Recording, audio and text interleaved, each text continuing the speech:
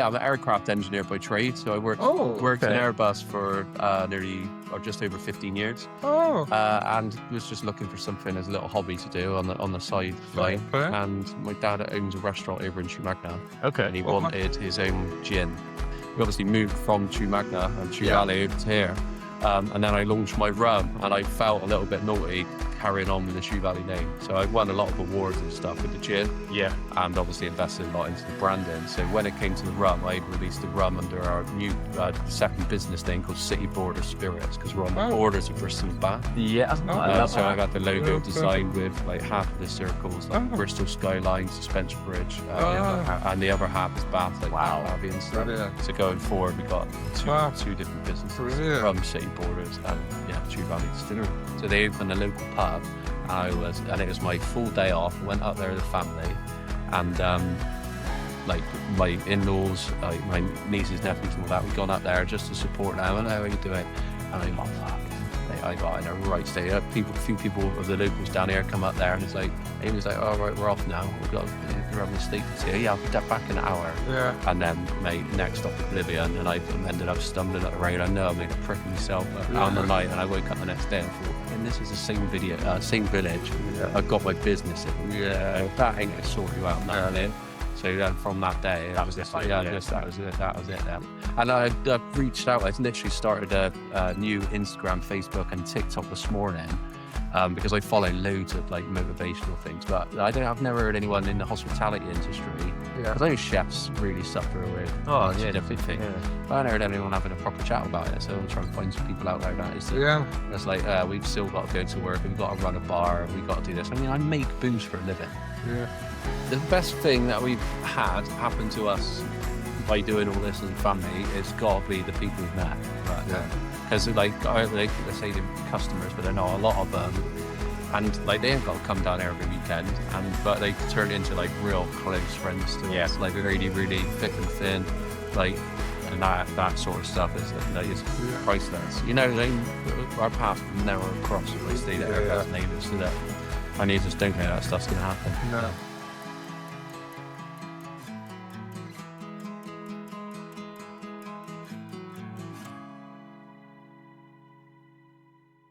Hello, and welcome to the Goodfellerz podcast, the podcast where two mates bring you the best interviews in Bristol. Oh, I'm Shaun.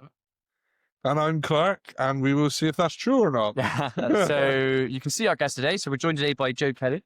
Hello. Who is the owner of the Chew Valley Gin Distillery. Yeah. Company. So how are you? I'm all right, mate. Yeah. Welcome to the distillery. Yeah. Oh, mate, it's amazing. Bit different. Amazing. Really lovely place you got done out. Might be worth after we take a little video of it. There's our socials in there. Yeah. Yeah. Well, I was going to say, you can see new scents. We're not at your bar today. We are. No. Chew Valley. You can see obviously the things you have at a distillery. But it's really done out nice. You got a massive TV there as well. Yeah, TV downstairs, one upstairs. Put sport articles on TV. Rugby. You can't see there's a bar behind the bar. A lovely bar. We will do socials after. Yeah. We'll take some photos. Yeah, some videos. Okay, move on that. Yeah. But it's lovely. Nice. Thank you. Yeah. So obviously, before we get into the episode, make sure you obviously like, follow, and subscribe us. So wherever. Soul, put it somewhere on Joe's head over there. Explosion. Yeah, that'd be good. But today is just going to be a deep dive into yourself, Joe, and your company. I said it's just going to be a free-flowing conversation. I said it off air, be yourself. Yeah. There's no version or nothing, and all that. So it's a couple of things. So before we start the episode and get into it, and that, we like to. I normally present Clarke with beer. Yeah, I said that. So you said you were going to. Give her some drinks and that. So do you want to? You ready to roll? Yeah, ready to roll. Try that. Ready to roll. If you can give your best introduction of them and where they're from and etc. Yeah. So, what I thought would be nice for you both. I'll put this one out. Everything that we do here at the distillery, we make the gin and the rum here, but we've got the bar that opens every Friday and Saturday to the general public, and everything we stock is local independent. So amazing. I know the brewers, I know the owners, and this one, this is a stout from New Bristol Brewery, based in St Paul's in Bristol. It's called a Cinder Toffee Stout. It's 4%. I But love a stout. we use this stout with one of our rums. So we make a Cinder Toffee rum. That's like a collaboration with them. So give it a little go. Wow. They do a big version, so it goes up to like 10%, but this is their 4% version. Comes out winter time every year, multi-award winning, and the team down there. They're a lot like me and my wife Amy. Is the owners are husband and wife. Okay. Oh, so your husband and wife? Yeah, it's only me and my wife in the business. Brilliant. Yeah, we get a bit of help from my father-in-law with like labelling and coming to the markets and that. But it's that's what I want to see. There's the bottle design of that, which is how cool amazing. Does that look, by the way? He's got a gorilla in a spacesuit there with the background. Alfred cool. the gorilla. Alfred, you look familiar. Alfred from Bristol Zoo. I like that. Amazing. Hey, that's really like cool, isn't it? Yeah, honeycomb, coffee, and chocolate. Yeah, it's a lovely, deep dark colour. That is. Oh, you can smell it. I know. Wow. With our rum as well, you can really smell it, but you get a big taste of rum. Cheers. Cheers. And cheers to you. Cheers. Cheers. Cheers, buddy. See what you think of it.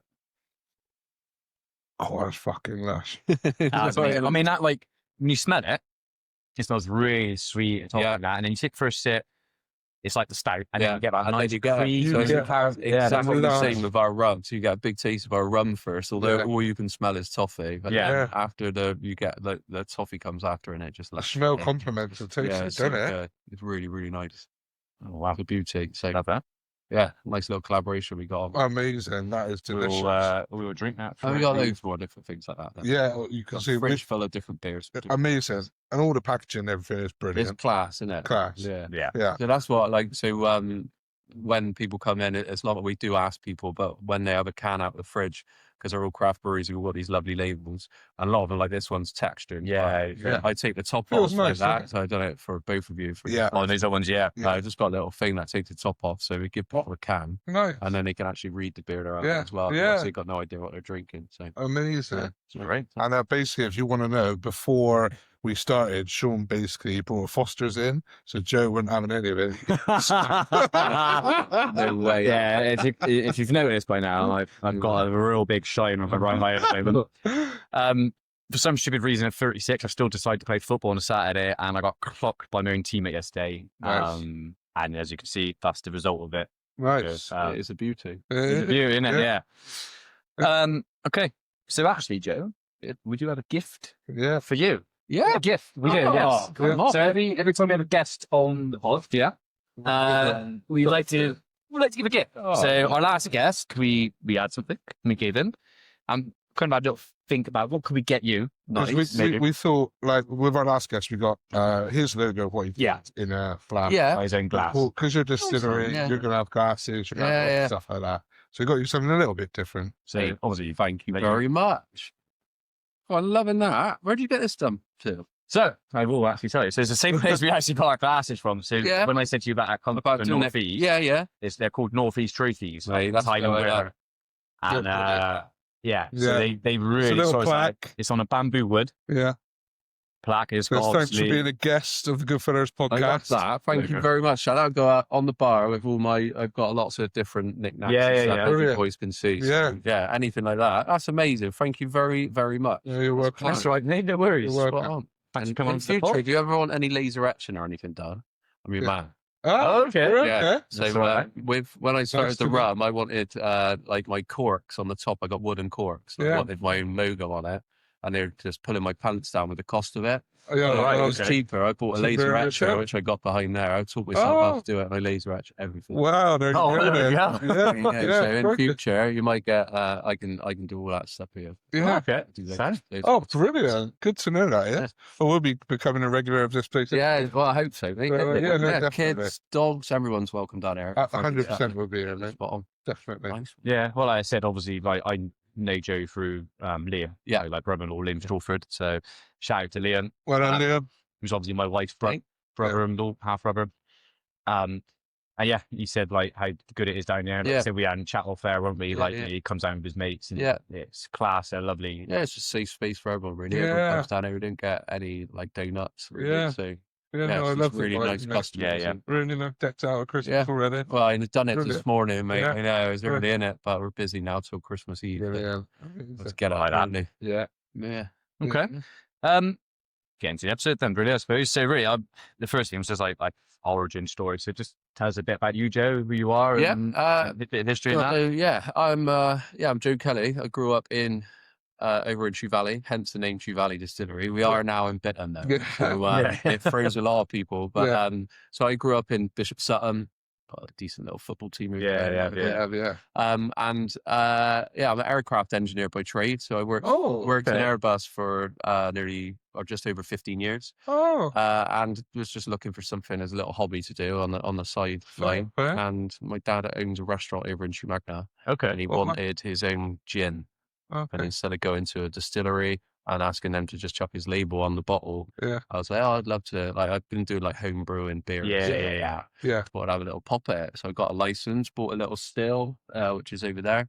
Brilliant. I just started like experimenting in his restaurant to make a house gin. And when I made the house gin, it sort of snowballed and just like things do, got a bit bigger. So I ended up investing everything into bottles, a bigger still. And fast forward, that was 6 years ago pretty much now. And What we ended up restaurant? being where we are. Lazy Lobster in seafood restaurant. Yeah, I didn't know that then. Yeah. Oh, of course, yeah, because you said you knew Luke. Yeah. I heard that.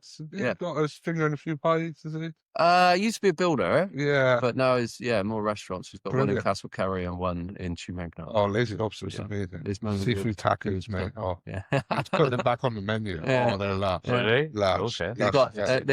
It's up and coming now. So I launched on the 14th of February 2020 as a business. So that's buying a pallet of bottles, a load of like investing in labels, designing labels and stuff. And then we went into the lockdown in March, no, what am I gonna do? The only place I could sell was in my dad's restaurant. So I like shit myself, thought I was gonna lose everything I invested. And I just built a website. And as soon as I put on the website, started like social media a bit more, like every day, just relentlessly putting stuff on.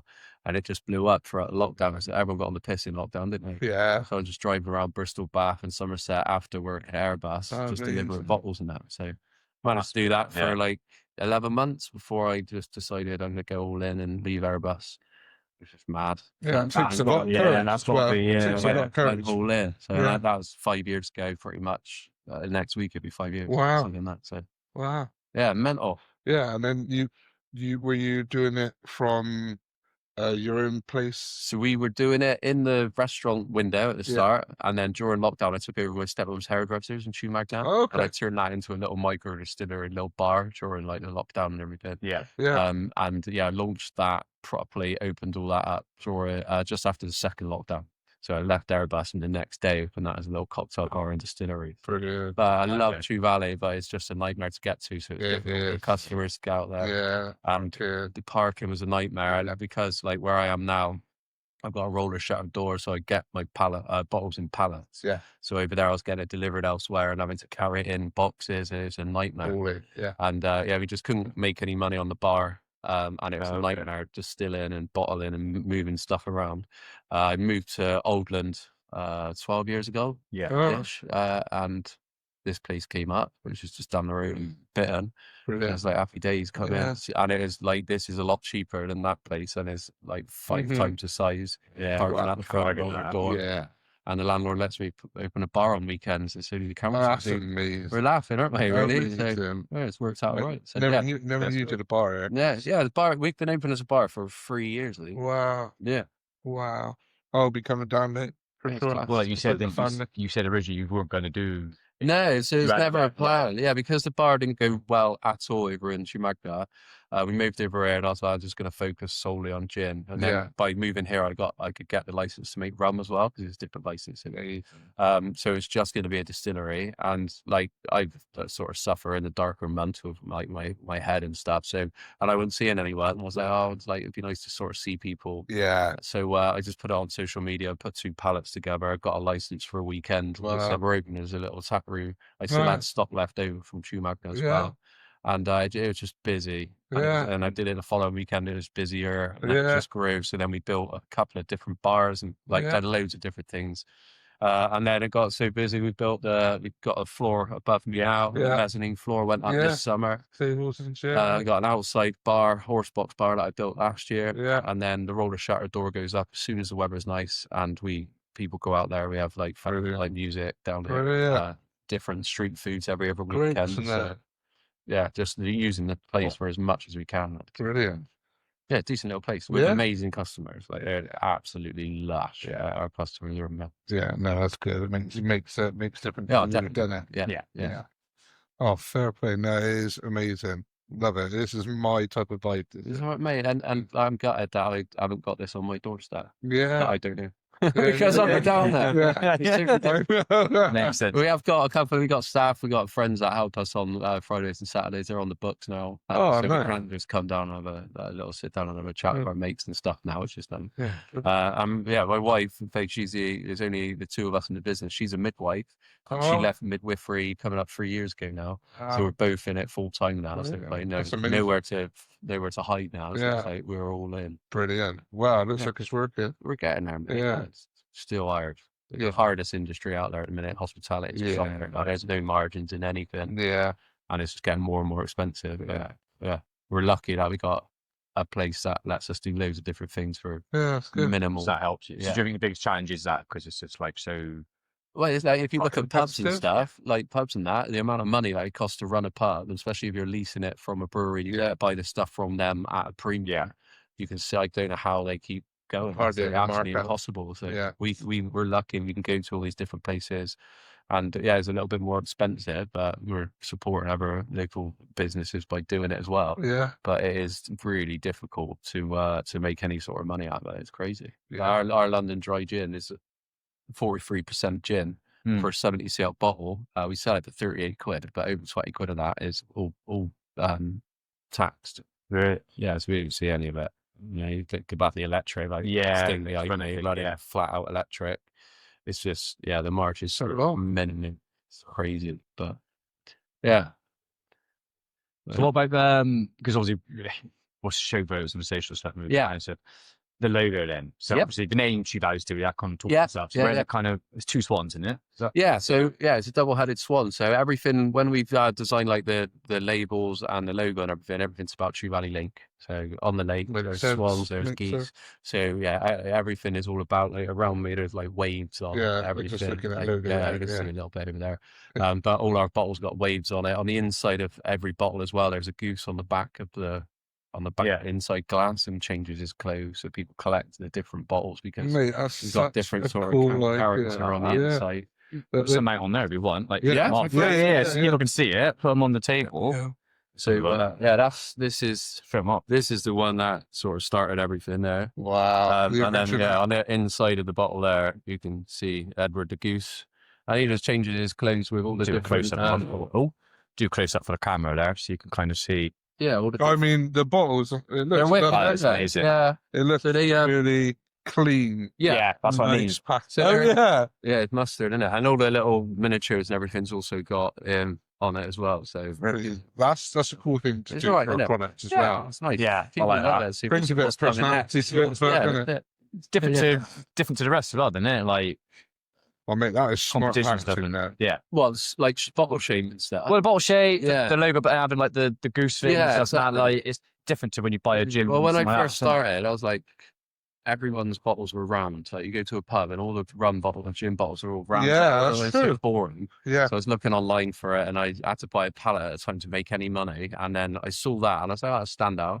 And then it's called the Brunel bottle, and it's made in the UK as well. So I wanted it made in the UK. And as soon as I saw it was like called the Brunel, so I thought it was an amazing idea, and it is. It looks lush, but there is a reason everyone's got round bottles. You can go on Amazon for like 25 quid. You get a little label machine, right? So you just roll the bottle, and it goes on. Where all of that, everything's hand. So the round bottles are like more cost effective. And you just blast them through. But that is all. Everything's put on by hand. Every bottle on the side of both sides of it, it's got the handwritten bottle number and batch. I love that. That's better. It's craft, so we're a craft distillery. Yeah, exactly. And they all come with booklets. saying what date we distilled it, who distilled it. It always says Joe Kelly, but one day we might have it might be someone else. Maybe. One day. What still we use, because all the stills have all got names. They're all named after family members. So is that all of them behind there? So yeah, we got well, look here. So we got Louise is the biggest one. Yeah. Louise is my wife and eldest daughter's middle name. Okay. Next to Louise, we've got Faye, which is my mum's middle name. Yeah. Next to Faye, we've got Joan, which is my late nan's middle name. And over there on your screen, there's a little tiny baby is Grace. And that's where it all started with Grace. And that's my youngest daughter's middle name. She's a baby. So and they all get used like every week. Definitely, that's great. Amazing. Yeah. So I need to make my own little plaques for their names, really. But yeah, every gin bottle comes with a little booklet like that, all handwritten, that says just exactly everything about that bottle. So no two bottles are the same, really. That's amazing. Be cool to stay maybe one time distilled by Joe Kelly and Goodfellerz. Mate, you've done all sorts. Combined. Come down, we'll teach us how to distill. Yeah. Well, it's quite easy, mate. Once it's going, you just got to sit and wait. Yeah. A lot of hanging about. So. Make the use of this place then. Exactly. Well, exactly. But yeah, it's nice. And then the only thing, like a little caveat to the site, we obviously moved from Chew Magna and Chew Valley over to here. And then I launched my rum, and I felt a little bit naughty carrying on with the Chew Valley name. So I won a lot of awards and stuff with the gin. Yeah. And obviously invested a lot into the branding. So when it came to the rum, I released the rum under our new second business name called City Border Spirits, because we're on the borders of Bristol and Bath. Yeah. So I got the logo designed with like half of the circles, like the Bristol skyline, suspension bridge, and the other half is Bath, like Bath Abbey and stuff. So going forward, we got two different businesses: Rum City Borders and Chew Valley Distillery. That's amazing. I'll look short the rum's bit. Show them off as as well. In a sec, you can try the. Right. Is that here? Yeah, that's it, mate. Yeah, so that's our spiced rum. Yeah, I love a good spice rum. And we actually make our rum here. So a lot of British rums just import a rum from the Caribbean or somewhere, put a star anise in it, call it their own spiced rum. So it's a British rum. Yeah. We don't. Like, you'll be able to smell. We've got over here, we've got sugarcane molasses that ferments in there for 2 weeks. And then it goes through the still 4 times. And then, so it's like for this spiced rum is a 4-week process. Yeah. Okay. So it's a long process, but it's a proper British distilled rum. So. How long does a gin take normally? Sorry. So that still Louise behind me will knock out nearly 200 bottles in a day. Wow. That's fair play. Yeah. Yeah, that's the difference. Rum is a long process because I've decided to make it from scratch. How much would you get from Grace when you first started? How much? If there's 200 bottles. So gin and Grace, we're looking at 1.5, max 2 bottles. It all depends on how the things. And it was a day because you got to let it cool down and stuff. So and that's why it was just meant to be a house gin. Come back next week and do it. And then, slowly. Louise was a game changer. Game changer. Yeah. And it's designed actually to fit into the place over in Chew Magna. I don't think you saw it, but it was originally someone's living room. Yeah. Right. A really tiny ceiling, like a cottage. So that was built to go through a normal pedestrian door, and the head height on it to be as low as possible. Yeah. So it was purposely built for us to go into that little thing. So who did that? That one's from Serbia. The rest of everything else is Portuguese. You don't know one in the UK made. They do make them now. Okay. Yeah, it's like what's the maintenance on it though? Nothing really, mate. No, okay. Nothing's gone wrong on any of them. So yeah. It's not like a pressurized container, so it's not like going to explode or anything. Yeah. So just a heating element, I think, is one thing about to change, but that's something you get off the shelf. So once you get it should last a fair few years. I'm gonna have to try some of these. Yeah, mate. Good for you. So what's I know we talking about obviously, how it came, how you've come to to become who you are now. What's kind of a typical day? So Monday to Sunday, obviously by sounds of it. What's So every day is a little bit different, really. So Monday to Friday morning, we are a distillery. Yeah. So it's coming in, everything that's in there gets shoved over to the side, so we get the roller door up, and then we got pallets coming in with bottles or molasses, and we're mixing the molasses and distilling. And then obviously a lot of people come in for a drink and they say, right, so you've got the stills there, but where do you do your bottling? And everything's done here. So we just set up a long table and we're doing that, and I'm doing that here. And then that's Monday to Friday, and then we go out and do our deliveries, go floating about for local people, like pubs, restaurants, hotels, anyone that wants to stock us, we go out and do those deliveries. Do you have many, like, locally? We've got a few. Like, it's got to be like an independent, which there aren't an awful lot of them. I was gonna say, I haven't gone into like a normal, like a chain pub restaurant and seen like no, so it's difficult to get into the chains because like brewing they sort of sign into contracts with like, the big boys really. So we look for independents. We're always looking. So if you've got any of your followers, sure. Pub, knows anyone, give us a shout. Farm shops, wine shops and things like that. They get really well. So we go out and do all those sort of deliveries, and then Friday morning we come in, tidy up, set all the tables and chairs out, and then we open Friday 2:00 to the general public, and then it turns into a bar. And same for Saturday. So Saturday we open 12 till 6, and after 6 we open this up as like a private function area, so people just book it out to themselves, and they can do what they want. They can bring food and get food made. We just run the bar. They put their own music on, and people love it because you don't need loads of people to fill it. It's really chill. They got parking if they want it. In the summer we get the door open. They got outside space. So definitely coming in next year. No, it's good. It's good crap. For a birthday party or anniversary here. Yeah. The anniversary of Goodfellerz. So well. That'd be nice. 1 year anniversary, we could do it.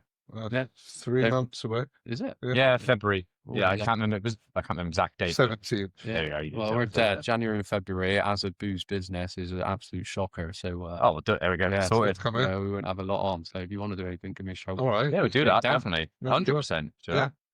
Do you reckon that's like a big? Because obviously you said about bottles, obviously, 20 quid a bottle, whatever it is, obviously tax and stuff. So do you think, I know you weren't really doing the bar idea, but do you think that generates good money? Without the bar, mate, but totally honest, without opening the bar and running the bar every weekend, we would have gone bust 2 years ago. Really? Yeah. Wow. We just cannot make the quality of stuff that we're making. And we just haven't got enough customers. We're not like, it's me and my wife. She's a midwife. I'm an aircraft engineer. And we don't really know what we're doing, mate. I've been saying it for years. I'm winging it. We're both winging it pretty well. I know, but we are. But then the growth, like, it's difficult to grow because you've got to be really good on social media. And like, I'm just very open and honest with my social media, so it's not very corporate. So scare people off like that. And I don't really want to borrow money.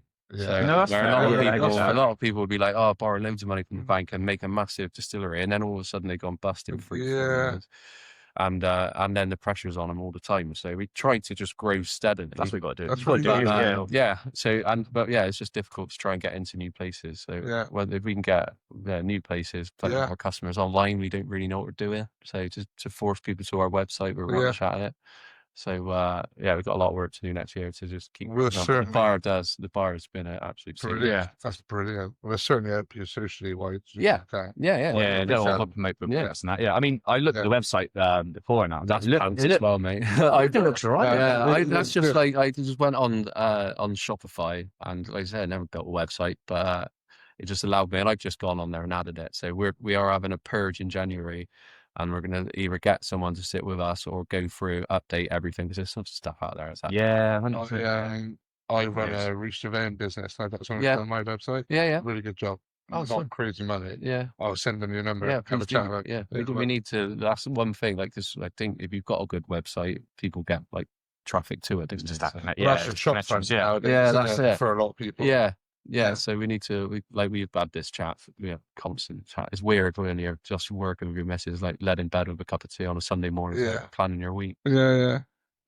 Pretty cool. That's cool. And you must. To be fair, to be fair to her, I'm a nightmare to work with and live with. And she's got to do both. So I don't know how she does it. Other one then. I don't know how she does it, but we've never had like a massive explosive, like proper row or anything about it. We're both on the same wavelength. Good. That's good. I think you can tell by how the business looks. How it looks. Like you obviously both care a lot. It's our baby. Absolutely. Do you ever still sit there like in the bed on Sunday morning with your cup of tea and just do you ever like, I still can't believe this is us like what we're doing, we've got our own distillery. Is that still like done, mate? No, it doesn't. Now like people tell me, so when we put the floor in the summer, I got someone come in and do the still work, and I've done everything else. Like in the mornings and then opening and stuff. So I've done everything else, and then like I finished it, and I'd done like TikTok videos and stuff as it was going. And at the end, I had some people come in, and they're like, "Mate, that is absolutely immense. I can't believe how amazing that looks. Yeah. That was the first time I looked back. I said, yeah, it does look all right. But then the next minute, someone's like, can I have a drink? And you never sit back and think, oh, I've done a good job. I just on to the next project. It's just fair play. Yeah. But you should do, mate. I know I should. Yeah, that's what, like Brilliant. Enjoy the traits, whatever you call it. But I just literally because we built a horse box last year. Yeah. When it was an absolute disaster. Like the whole thing was a nightmare from start to finish. Yeah. And again, I showed the whole journey. I taught myself how to weld, like I'm showing stuff catching fire and all sorts of stuff. It was horrendous. And then we finished it, took it to the Bloom Fiesta and all that. And then it's like everyone's that's amazing. And then it's like bang straight into the next like project. Yeah. So I'm a little bit lost at the minute. I ain't got a project to do. So well, we were saying, I was chatting to Joe before and that and stuff. And so like there's things like, so that side, we'll take photos of these. There's a sign down Clarke, which is like stained glass up there. Yes, yeah. So that was someone you knew when it was like a customer and he just started doing a stained glass. And then someone else he knows, Dad's done this copper bike over here. That's amazing. Yeah, that's awesome.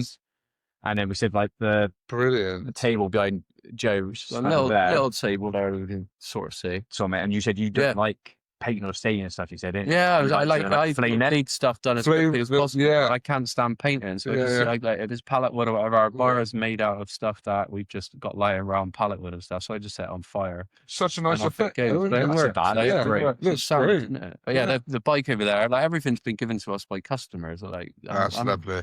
I'm a bit of a grabber, to be honest. I don't say no to anything. But Chris, made me that bike, and it was just a gift. On the day we launched the run, it's got all our logos on it. That's amazing.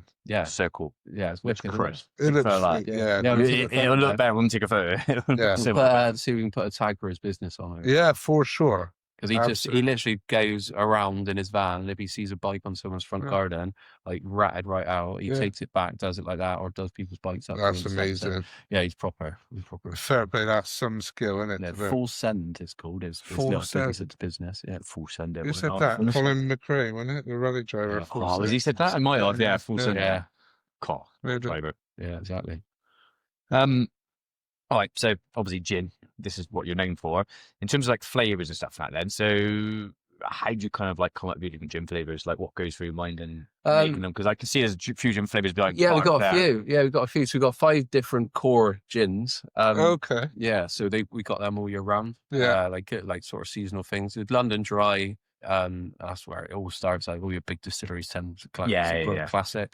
And we just like asked my dad's like people, like customers in the restaurant, what sort of gin do you want?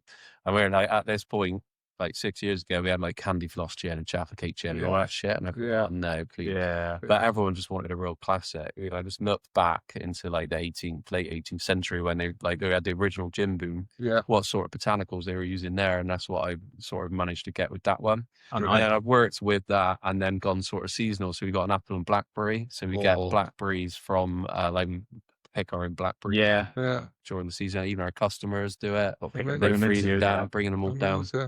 And then apples we literally get from anywhere. So we've got customers again with massive apple trees. Literally come down outside, and my mate Johnny would have just left me two things full of apples. And then we got pink grapefruit and rosemary, so we can use our own rosemary as well. It's something you get all year round. Yeah. And pink grapefruit's got a little bit of sweetness in it. So use that for like a summer drink. It goes absolutely crazy outside when that's out. And then coming into now, like Christmas, we've got clementine and cranberry gin. A little bit of ginger in there. And Amy came up with the idea for that because it's like we just wanted something Christmassy. And clementines and cranberries just is perfect. So and that just goes bananas now. Like we can barely make enough of the stuff on the run up to Christmas. So you do sort of seasonal flavors. Yeah, we do it all year round, but it's like seasonal. And then because I make gin for different companies as well. Yeah. And rum, and I like putting their logos on it and stuff like that. I'm always playing different flavors. If I come up with something I like, or something seasonal, or someone just gives me a rake load of different fruit, like someone did it with fig tree, gave me loads and loads of figs. Yeah. So I release a limited edition bottle every few months. So it'll be a maximum of 100 bottles. Yeah. Wax dipped. Yeah. And when they're gone, they're gone. And to the next one. That's cool. So we're always playing different stuff. So we got one coming out in about 2 weeks' time, hopefully less than that. And that is pear. So so it's festive pear. Is that hot off the press? It's hot off the press, mate. Hot off the press release, there you go. Festive pear from one of the guys in the unit across from us in Urban Windows. His dad got a pear tree, so he just was inundating with them, so he just kept bringing them over. Yeah, no Yeah, waste. most out Don't of it, like yeah. waste, mate. So Yeah. pair of gin for 'em. Oh, that'd be Yeah, it'd nice. be nice. A pear is a nice Yeah, flavour. it's lush. Yeah, Yeah, it it's is. lush. Fair Just play. needed a great load of them. It Yeah. tasted a lot until Yeah. we used tons and tons. Oh, really? Yeah. Yeah, okay. Any like unusual ingredients you've had? You'd class as unusual? We should think Some things I don't even know exist until like you start going through the list of stuff, like marshmallow leaf, which I didn't even know what that was. No. Oh, right. Yeah, there's so many weird stuff. One of my favorite botanicals is called grains of paradise. Have you heard of that? No. There's like this tiny little it's like a cubeb, like a peppercorn. It's got a little bit of sweetness and then a little bit of heat. So that's in all of my gins and my spiced rums. Oh, It's just okay. amazing. It's like some like feta nutty Oh, and stuff that no one's really heard of. But Yeah. it's like people cook with it, Yeah, depending okay. on whereabouts in the world you are. Yeah. But yeah, there's so many weird and wonderful things out there. You can literally put anything in a gin, to be fair. Yeah. Like anything. Some people's doing like Christmas puddings. So they'll be distilling what with the normally botanicals and chuck a cut of Christmas puddings and distill it. It's not my cup of tea. I don't add sugar or sweeteners or anything to anything whatsoever, any colorant. It's all natural. Clean and crisp. Yeah, that's what we like stood our ground on that really. We don't do a pink gin. So not my cup of tea. Yeah, fair play. I'm with you on that. Yeah. Definitely. Oh, thanks, mate. A lot of people. My missus would disagree, but yeah, I'm fine. exactly. But tell her pink gin is just a gin with. To be fair, she would add the clementine and we'll dress it up, mate. Cranberry, Like, we got the tonics and stuff behind as well. You get your fresh, fresh peel or your slices of grapefruit and your sprigs of rosemary. So we make it all the place. The Tara would do the right stuff. Anyone will love it. Yeah. Obviously, you mentioned earlier you've won some awards. So, like, did you want to mention kind of which ones you've won, what you've won? So we still I haven't entered the rum into any awards yet. Just with lack of money. It is really, really, really expensive. It's crazy, crazy expensive. And then on top of that, you got to send them a bunch of bottles as well. So I hadn't entered any awards like recently. Our Navy Strength gin, which is this one, that was awarded the best English Navy Strength at the World Gin Award. Oh, really? A few years ago. So and that was like just me. I couldn't believe that. Like, fair play. Well done. Yeah. Well done on that. The London Dry got silver at the World Gin Awards. Wow. Got great taste star. Gold. It's gold got at the Taste of the West. Yeah, it's got a few of them on there. Oh yeah. Yeah, so we've got a few different awards really. So yeah. Do you think that's like because obviously you're struggling to get into like the big chains and things like that? Yeah. Do you think that would help boost it if you're winning these awards? I think so. You've got to be in the right ones, I suppose. World Gin Awards, that's World Gin Awards like the biggest sort of thing, isn't it? Yeah. So we need to get the rum into some awards, even if they're local. Like Great Taste is like it's the Southwest one, like Taste of the West, sorry. Okay. So that'll be a good one for us. So we just need to do some more. But yeah, so we just like if we've had money to spend on that, something else has come up, like it's broken, like or we need to spend money and buy some glasses or something. So yeah, it's always sort of taking a backseat watching. Isn't great, but yeah, we need to do some more. So hopefully, if we have a chat in a year's time, we should have some more awards under our belt. Well, I mean, it's very impressive that you even got any, mate, because like it must be tough to win. Yeah, got to be. The competition for gin is huge. Like there's distilleries.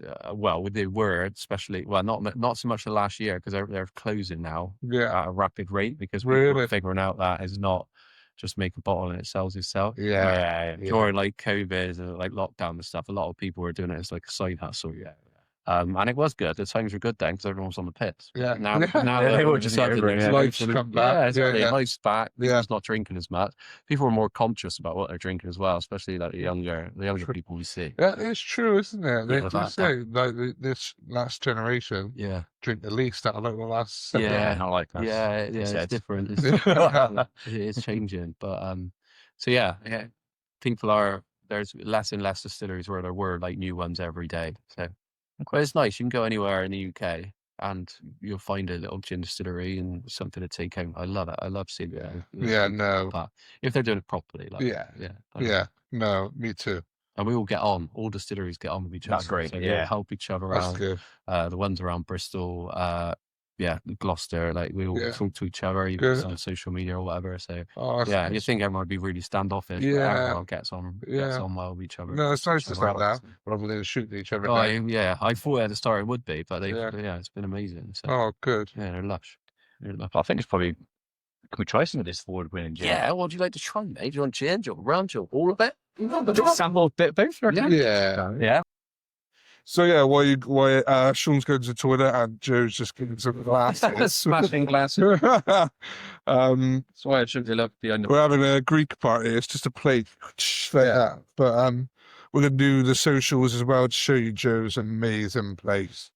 And mate, it's like a TARDIS there. When I walked through the door, I was like, bloody hell, it opens right up. Yeah, so it really does. Yeah, when you come, if anyone comes to the distillery, we are on an industrial estate. Yeah. So the outside looks an absolute mess, and like there's massive puddles, the roads rubbish. Yeah. But we can only do what we can do on the inside. Yeah. So although I think outside's a that bit adds planned, to your people have no idea. You don't know what to when they get expect. there. And then you One of the best ones, we had some girls booked this place out on a Saturday night for a hen do, and they'd come from all over the country. None of them actually lived here. They got an Airbnb or Sleep 20 or whatever it is, like locally. And so they've all turned up in a minibus, and the minibus has dropped them all out the front, and they've come in. Yeah. But the bride-to-be was in a car with someone else, and they were bringing her out. Yeah. And so everyone was in here, and the bride-to-be got dropped. They parked out on the main road. And the main road, the first bit, it's a gym. Yeah. So they've gone in, high heels on, dressed up into the gym. And it's pitch black. Yeah. And they've had to walk all the way around in the pissing rain. And she didn't have a clue where she was going. So her face was like thunder when she opened it. But the second she opened it, and they had like the most amazing, like, they had the whole face to herself to do whatever they want. Amazing. Yeah, let's just imagine them walking around like puddles and stuff, just trying to get in. Oh, fair play. Oh, you idiot. That's right. Balling, bro. It's got a few different things for you boys. I like it. Yeah, this is great, mate. I appreciate this. You need to put that. Plaque. Destiny. So as a point, the last question I kind of had on that kind of section was like, we had a charter because obviously I've seen you, like my wife knew, I think your wife, school or something. Yeah, but I saw you at the Bath Cheese Company. Yes, So we had a little chat. Like you go to these events and stuff and all that. Do you see do you get a lot of interest when people are like, obviously because you're craft gin, they, people might buy their Gordons or things like that kind of stuff. Yeah. Do you when you do those events, do you feel like people are like, oh wow, this like they understand who you are, and they're like actually do they buy bottles and and that's why we have to do things like that, because when we got a website and we got social media, but it's like people we think people actually buying into us as a family as well as buying into what the actual product is. So we need to have people taste what we actually make. Yeah, for them to understand the difference, like you said, of the Gordons and stuff like that. Understand the difference between what a quality thing is. Yeah, it's more expensive, but the amount of work that goes into it for the quality of what it is. And again, it's important someone local and putting food on the table. Exactly what we want to do and help out. And like when you actually listen to you haven't got a round bottle where it's easy to print. It's the whole design about it, and you're thinking about it and then the use of the all of that. And it's natural ingredients. There's no sugars from no. So it's like all of that. It's a premium product. It was so easy once we nailed that London Dry Gin. We got the award, so we knew it was a good one. Yeah, we could so easily, like a lot of people do, just go online and get different flavored concentrates, and you take that and you make that batch, and you just that one. Yeah.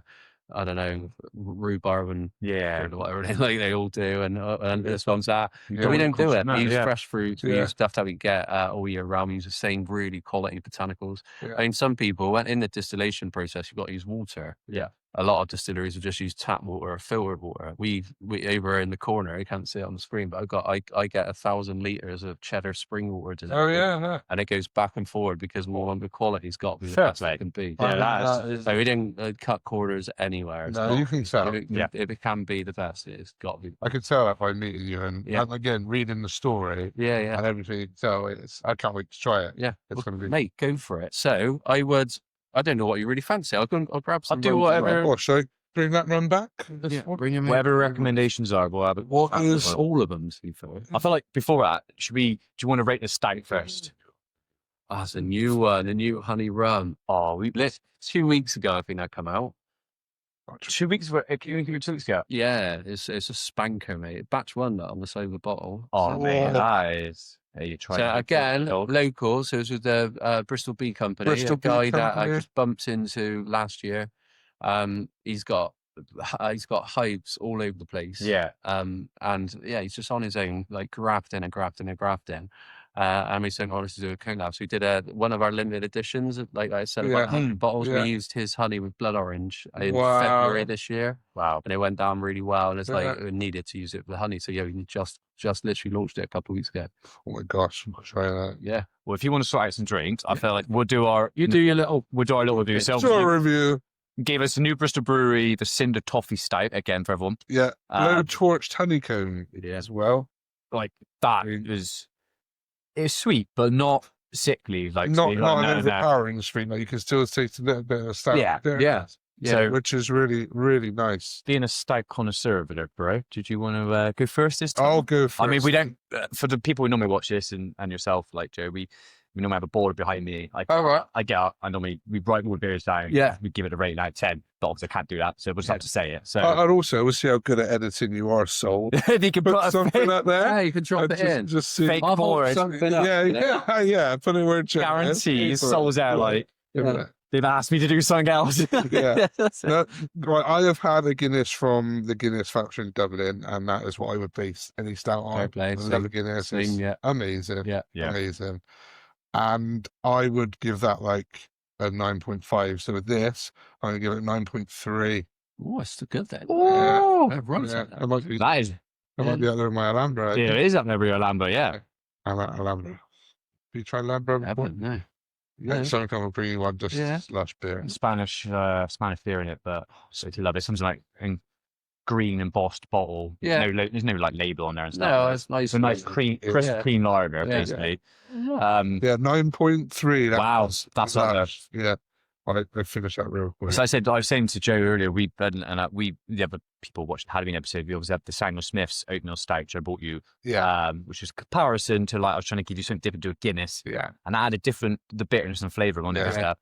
That's not as all, bitter, that's smooth. That's all over that. And then you get the cream flavour of the toffee and stuff like that. So personally, yeah, I'm probably not a 9.3. Yeah. But I'll be at a 9. Yeah. So yeah. Good. I really like that. So I think that's second in the rating. Yeah, New Bristol Brewery smashed out of the park there with that site. That's Noel and Maria is the owner. Okay, well, there you go. Noel what Maria. would you after? Like we'll literally get the photos. Yes, I mean, yeah. Put it all over. Yeah. They got like up on the end there. That's our rum. It's in their toffee rum. Oh yeah. And so they've let us use Alfred the Gorillas on the cork. That's cool. So yeah, it's I love that. Really, I love that.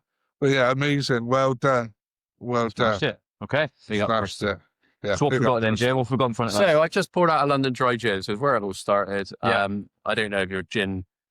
G&T there. So I'll make you a little G&T, shall I? So I don't want to go too mad, but no, that's fine. Enjoy that. So yeah, really traditional.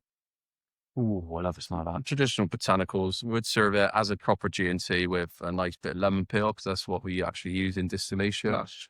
But just a classic traditional gin. It really smells like just more fresh. But yeah. Well, and it actually smells of something. So if you get some real cheap stuff, you can't actually smell anything. We've served that with Indian tonic water, but you can use that with like a lot of people drink lemonade. We don't frown on people that drink gin and lemonade. Like I've been to some places and the disgust on the people. What difference does it make? No. If people enjoy it with lemonade, and they're enjoying their gin. Yeah. Actually, Claire. Yeah, my wife. Honestly, it doesn't bother. I don't understand. I'll tell you what. I am my main, apart from like beer lager, I'm a massive whiskey. Yeah, that's fair play. Said that, yeah. And I'm a massive rum. Yeah, like rum. Gin, I'm like that, but I could absolutely have a session on that. Yeah, it's so smooth. Yeah, it's nice. Really great. And that's just as it is. So thinking is in a proper big, like a nice glass, no spice, fresh stuff, bit of lemon in there. Oh, that's lush.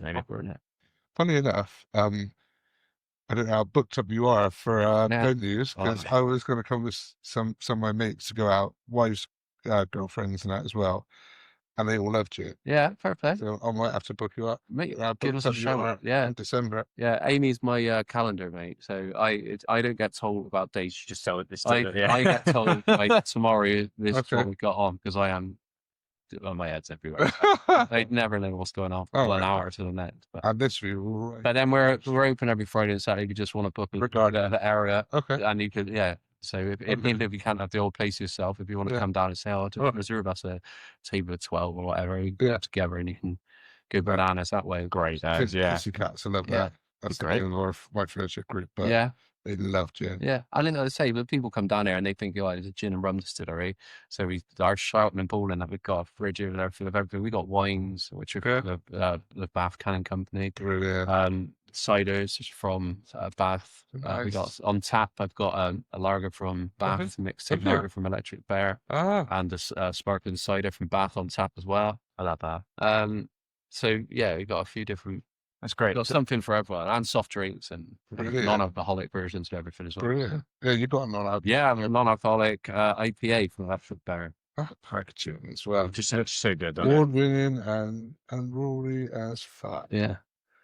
There's a lot of great not that Bristol breweries. Yeah, Arbor is really good. I like Ardmore. I know that's got there's so many, but they're all amazing. We got probably one of the Wiper and True. Wiper and True was a good one. Wiper and True's massive now. I've got some stuff in there about someone I do markets with from Incredible Brewing in Bridgeland.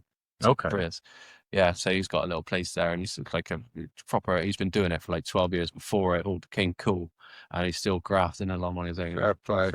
Making proper beer as well. But there's loads out there, and they're all lush. Everyone's. Honestly, Bristol is brilliant for it. Any type of Bristol is great city. You drink yourself a that is big. That is honestly sharp. That's 10 out of 10. 10 out of 10. There we go. Yeah, that's the first gin you've done on the. No, I actually had the first gin. Is it? I had some family members message me because they listen to the podcast, which still weird when you think someone else listen to your podcast. I find it mad. Yeah, I remember saying to you when we first started, we would have been happy with 100 followers or something. Since February to have over 20,000. It's great. But I've had family members say, why didn't you try a cocktail or gins or things like that? I'm just because obviously all we do normally is a beer. Or we've done a stout or we've done an ale. But maybe we do start doing some different ones now. Well, there's so many about.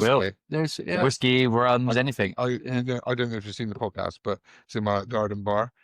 And I've got about 21 bottles of whiskey there. Well, you need to go down to Circumstance in Bristol then. Circumstance. First whiskey. So we got a little bit on the bar there. We got their vodka there. If we got any whiskey left.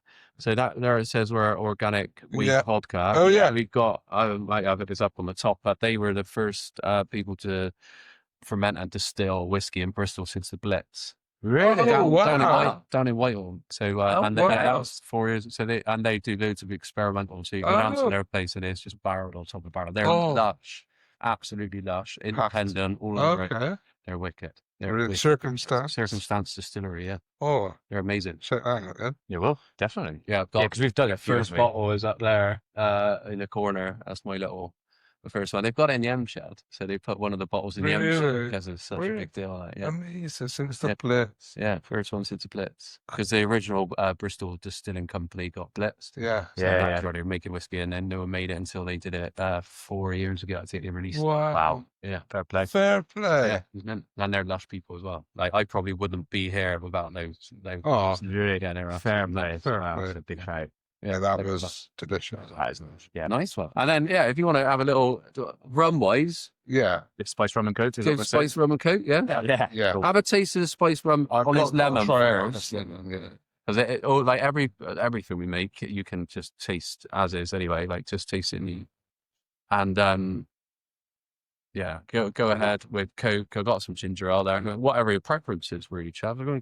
Normally coke with it is fine, yeah. Yeah, got some coke there. Oh, it smells. For the sound.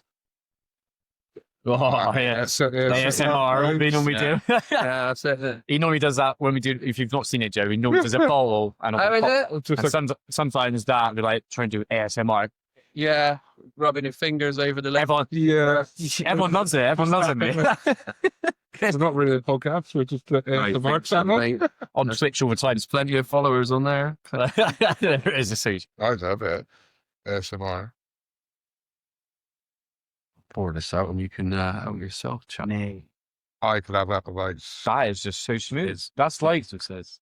You can tell the difference in quality. When it's another level, mate, because it's level. Because it's that is so, and that is a British distill. So again, cheddar, spring water, molasses. It takes 2 weeks of fermenting, 2 different yeast strains. It's an absolute nightmare. And 4 days of distilling, and then that takes a week to fuse it. So even the colour is natural in that. You can tell sweetened. It is just the botanicals they put in there. Your vanilla pods, fresh orange, loads of fresh stem ginger, grains of paradise, which we talked about earlier. cinnamon. It's a little bit, it's cassia bark, which gives it the colour. Cassia bark is like cinnamon. Yeah. The forest, it's like chunked up. So that gives it its colour as well. So it smells so good. Hey, mate, you be proud of yourself. You can see. I know you don't need that. We're not experts in alcohol, but if you like it, that's all that matters, mate. I don't. No, we're not. we're not. I don't do. We're not judges or anything, but no, I know. But No, you should be proud of yourself. That is bloody lovely. That gin as well. right. Oh, that's nice with Coke as well. Yeah. Go on, have some of that with Coke.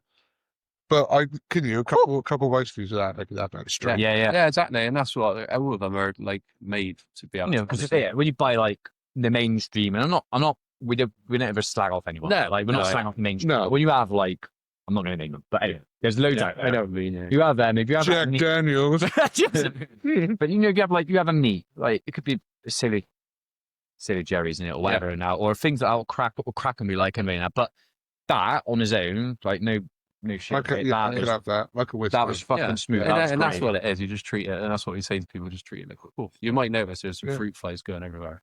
That's because I'm fermenting molasses. That's fair enough. Yeah. That shows it's how real. it is. That's real. I lifted the lid in the day, and you see it all bubbling. Yeah. And that was 4 weeks. So normally that's 4 So weeks. that's 4. It makes 4. It takes 4 weeks to make a batch of our spice rum, and it'd be about 60 bottles. So it's just amazing. Right. That is such quality flavour.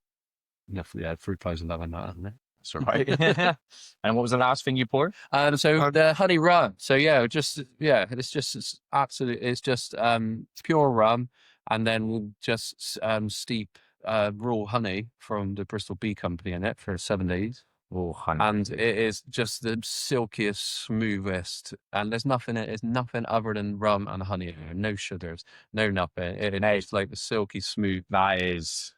That is just love. You get to taste our rum and like how good the honey is. Wow.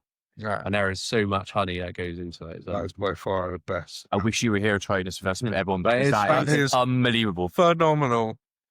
But yeah, it's not actually out there properly yet. We literally put it on the website last Sunday, I think.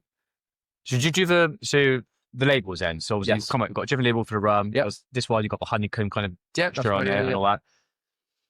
Do you come up with that then? Yeah, so I got a designer and I say basically exactly what I want. So with this is pretty cool actually. So this is the first time we've done it, but this label in particular, so you've got the honeycomb on there obviously, but it's got these bees on it. Oh yeah. So I've not told anyone this. I've not even put it on social media yet. But every single label, the bees move around the label. Wow. So some's got 1 bee, some's got 4. Really? So every single label, every bottle is different. There's no 2 bottles will ever be the same. So there's something again like we did with the gin, and there's different things that can change. And again, they're all batch numbered and signed by me for. I love that. A little touch like that. It's just like things, isn't it? So personable. Yeah. So it was just something a little bit different, something nice to do. But the designer does it, but then does he print the labels as well for you? No, so the labels go down.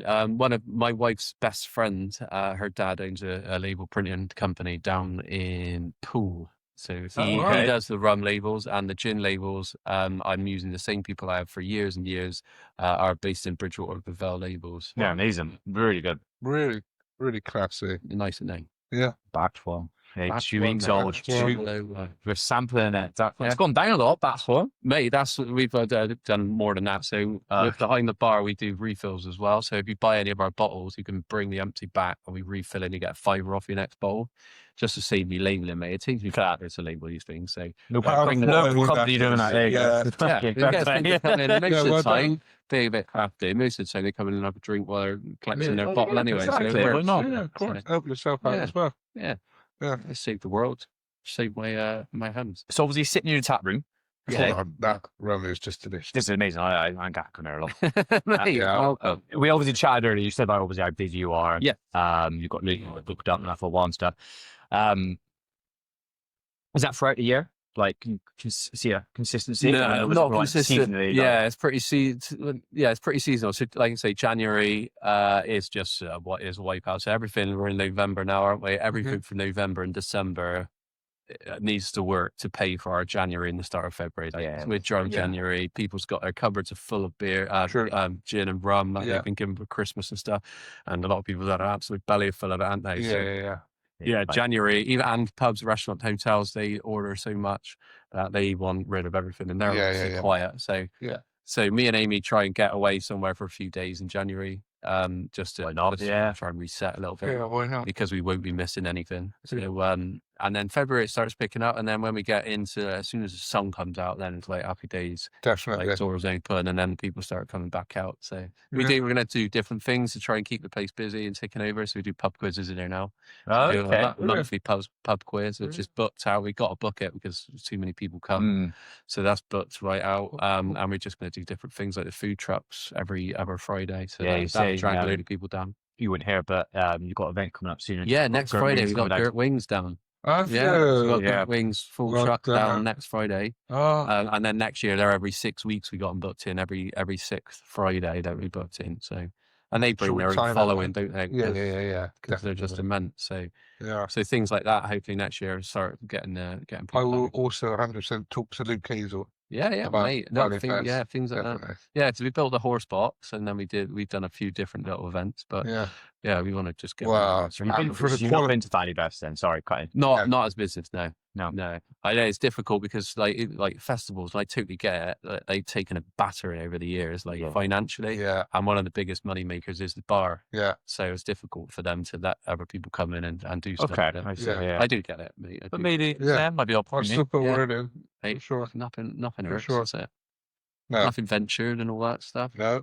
Okay. Nothing ventured, nothing gained. So my sources might be wrong on this. Okay. And if it is wrong, it's Liam Shortwood's calling out. Obviously, you said about events. You said you've got like DJs and you have singers and stuff. Yeah. He mentioned to me that you had a singer who came down there, but she ended up on Britain's Got Talent. Is that correct? Oh yeah. It's mad. So we had our summer party.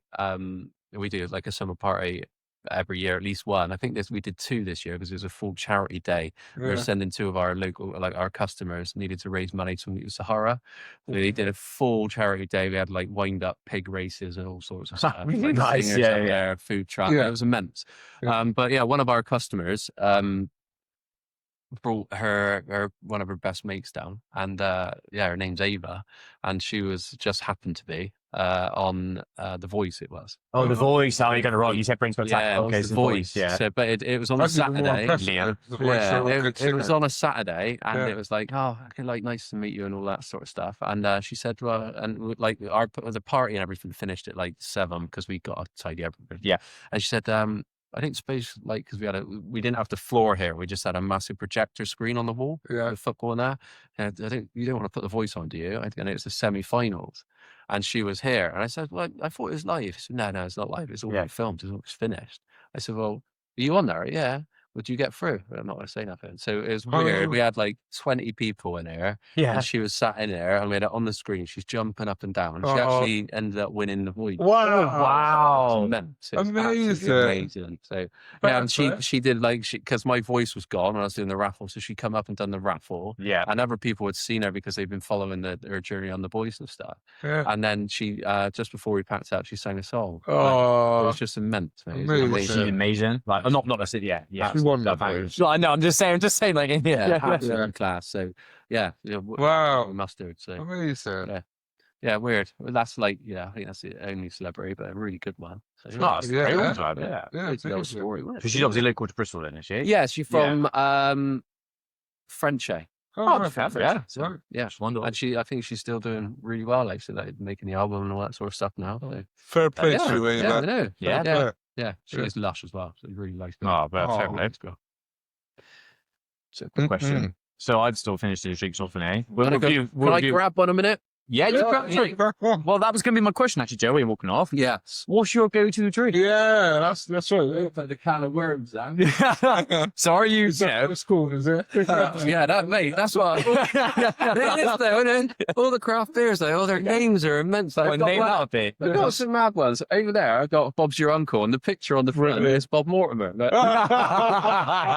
come up with a different name. Yeah, it's great. Kind of weird. What's my go-to? So, what is your drink? I absolutely love IPAs. Like I have been for years. They've been big, and that's one of the reasons. Like when I opened the bar over the valley, I said you got to get the local stuff in. I love it. Yeah. Obviously, I love me gin and the rum, but there's only so much of it. Like you're making it all day, smelling it all day. So that's what I mean. Yeah. Like you don't go in and cook a lot of the time. No, that's right.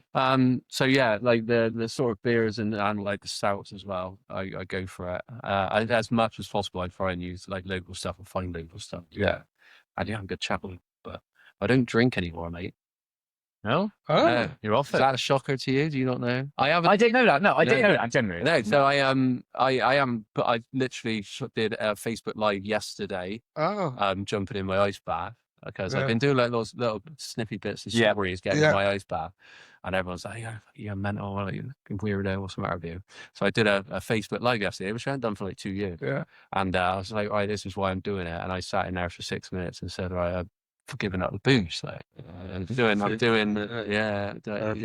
like the most. I only started doing it like 15-ish days ago in my bath.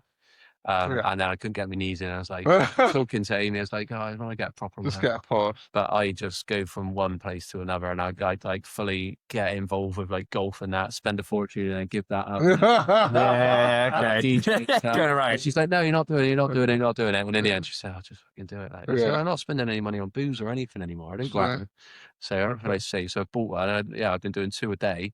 I got down to 4.2 degrees this morning. Yeah, it's absolutely brutal. Jeez, fair play, mate. Yeah, but so I just sat in there and I just said like I'd like be totally. I'm honest with our social media. Everyone any fell I have. Yeah, you're not trying to fake or anything. No, mate, no. And that's one thing that winds me up. And they like people like think that you must be doing so well. People know that it's a struggle. Yeah. So so I was just on there yesterday and I did a Facebook Live and I just said I've been off the booze 79 days today. Oh, welcome, mate. Totally off of it. So welcome, mate. Just to try and sort my head out. I loved it too much. Like, there's a point where you get where it's like I broke my wrist in the summer. I don't know if that's a catalyst because I couldn't drive. Yeah. And I literally live a 10-minute walk up the hill. Yeah. So I was just drinking way too much. And it was meant to heal in 6 weeks, but probably because I was drinking so much, it didn't heal. It's about 12 weeks and it's flat out on it. So you obviously 79 days, so you feel like how much better do you feel with that and doing the ice baths now? Is it like you? The ice baths helping mentally? I think the ice baths are helping a lot. So I got to the point, I didn't say it's like 2 weeks ago, that was like giving up the booze. All you get, like in my opinion, and everyone's going to be totally different. And I was having a lot of mine. And at no point would I get out of bed and I got the shakes and I need a beer. I'm not. No, okay, but I didn't know people that are like that, so I'm not trying to come across as someone that is a full alcohol addict, alcoholic. But I was having way too much, and it was just like taking over things like I think my mind a little bit. I don't know if I got ADHD, so I'm going through a referral thing for that in a minute because I'm so scatty where I'm here, there, and everywhere, and I get people like are watching me on social media saying, "Mate, you need to." Like you might not. I don't want the tablets or nothing, but get yourself down because you lose your keys literally every 5 minutes. Yeah, or it's this and it's that. Yeah. And I put it down to the booze, and I thought, right, I'm drinking so much. Surely that's why I'm forgetting stuff and all that. And that's not made any difference whatsoever. I hoped it would, but it's just like I've got a persona of Joe Kelly that people when they come into the distillery, it's like Jody's like happy Joe Kelly's laughing all the time. Music's a late night in here. Sorry. Like we can stay in there. I know money don't go through the till, but like, I'll be down there till stupid o'clock in the morning just because I'm like I'm just loving life. And then it's like that's not a way. It ain't a way to run a business. It ain't a way to be a husband or a dad to my girls. And it's just like getting up in the morning, struggling like hell. It's just and it was rinse and repeat, mate, because I'm surrounded by it. So they got I'm down there and I'm sweating in the summer. like building all that up there, and it's like that's lit up for me, and it's my favorite thing in the world. And what am I going to do? It's like, and then at 10 in the morning, I'm like, maybe I'll have a couple of beers, and then I'm still here at 1 in the morning, having a couple of beers, having a few beers, and it's just not a way forward. And like I knew it won, but then it got to the point where I just can't carry on. I made a bit of a prick of myself at a local pub. So they opened a local pub, and it was my full day off. I went up there with the family, and like my in-laws, like my nieces, nephews and all that, we'd gone up there just to support them. And how are you doing? And I'm like, fuck, mate, I got in a right state. A few people of the locals down here come up there, and it's like, Amy's like, all right, we're off now. We're having a steak that's here. Yeah, I'll be back in an hour. Yeah. And then, mate, next stop, Oblivion. And I've ended up stumbling at the rail. I know I made a prick of myself on the night. And I woke up the next day and thought, and this is the same village. Yeah. I've got my business in. Yeah. That ain't going to sort you out, man. So then from that day, that was it. That was it. Then. Well, I was the person that I didn't ever want to be. So, and that's like, so I stopped drinking then, and I'd done over 2 months then. And then we went on holiday, and it was like, I haven't actually got like a drink problem. Like we're going on holiday, having a few beers. Like, fuck, got fucked up over there. I lost my phone. Literally the first night, left my phone on the bar, and I was like thinking. So I come back. It giddy for another week, and then totally stopped, and I had nothing since then. Just like prove that if I have one, I've got to have a low mood on. Yeah. I don't wake up shaking one now, but if I have one or two, that's it. Oblivion. So well done for doing something I did. Honestly, it takes a lot of bottle from work, like I said, takes a lot of a lot of bottle to make that realization. The first time I said it to anyone, by the way, like properly. Well, mate, we appreciate that. Yeah, that's why when you text, you said, "Oh, like, I said I got some stuff to say, man." So I've been like, no, honestly, you crack on. And that's why I said to you before, like this podcast is all like being us, just you. So so whatever you want to say. Yeah. So we're like an open book as well here. Like, mate, honestly, we've gone through stuff as well. Like, you can say whatever you want on me. Yeah, no, I appreciate it. Certainly won't be judged. Yeah, which is I said you're before Clark came round, didn't it? Like the whole podcast, what we do, people know what we do and stuff. But like saying to you, like we're big advocates of men's mental health, and mental health in general, not just men, but like women and stuff. And but obviously, it's perspective of men because we are men. Yeah, and we want to be an outlet of men to like community and more of it. Full it. Like so we did shit. I've always been totally honest, and like people that's followed me from the start, even before I left Airbus, I've always been struggling with mental health. I've been on Talacram, like maximum dose for like 6 years now. Absolutely rinsing it. I've tried loads of different things, and like I've always find I get massive seasonal disorder. It gets dark on the dark mornings and dark and light. It drives me mad all the time. But people know that they come down here, and I've had a lot of people that come in here struggling, and I've always like persons to come and have a chat with. We do had the doors shut. Some people said if I'm around the back, just sat down having a proper chat with them. I'm not even worried about serving customers at that point. Yeah. So this is, and we've said it before, it's a proper safe space for anyone to come in and have a chat. So I've been doing it so long. Yeah. Now I wasn't actually talking to anyone about my own shit. Yeah. And I put my message through the ringer so many times that when it got bad again this year, I was like, I can't fucking tell her I'm going through it again. I can't. I can't do it. It's just having a beer. And then it's like, people come down and say, oh, Joe's fucking, I'm going to get so stuck again. And it's like just every day, just rinse and repeat over and over again. So she knows it's not good. And then so I thought, like, give up the booze and I'll sort everything out and make my head a bit better. Mate, it's maybe probably worse, which is weird, isn't it? Like, I thought, I'm going to be all clear and understand everything. Yeah. Now because I've been doing it for so long, I don't know who the fuck I am anymore. I've no idea. When I come in here now, and when I first stopped drinking, I said to Amy, we're going to have to close the bar because I can't be serving people all day and being Happy Joe, laughing and joking, sat outside there in the sun, making drinks that I love, and like talking to people about how much I love this beer and stuff. So I can't do it. So that's why we got the two girls to help us on. And they said, no, we're not going to shut. We're going to get some people to help us. Yeah. So we got the girls helping us. Yeah. So then they took over that thing. But then I was like, my friends and a lot of the people, customers, turned into really good friends of them. We're down the distillery, coming down for a drink. It's like, and they know that I'm not drinking.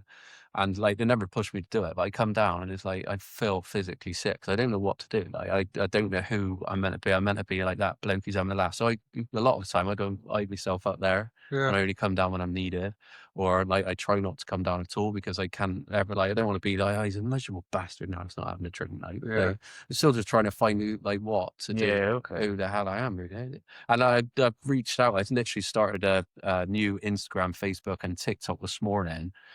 Because I follow loads of like motivational things, but I've never heard anyone in the hospitality industry. Because I know chefs really suffer with different things. Yeah. I haven't heard anyone having a proper chat about it. So I'm trying to find some people out there that is, that's like, we've still got to go to work. We've got to run a bar. We got to do this. I mean, I make booze for a living. I literally, that is my job. So, like, and that's not going to change. No. So, and I got to sell booze for a living. And it's my biggest passion in life is booze. I just can't drink this shit. How are you feeling right now with us?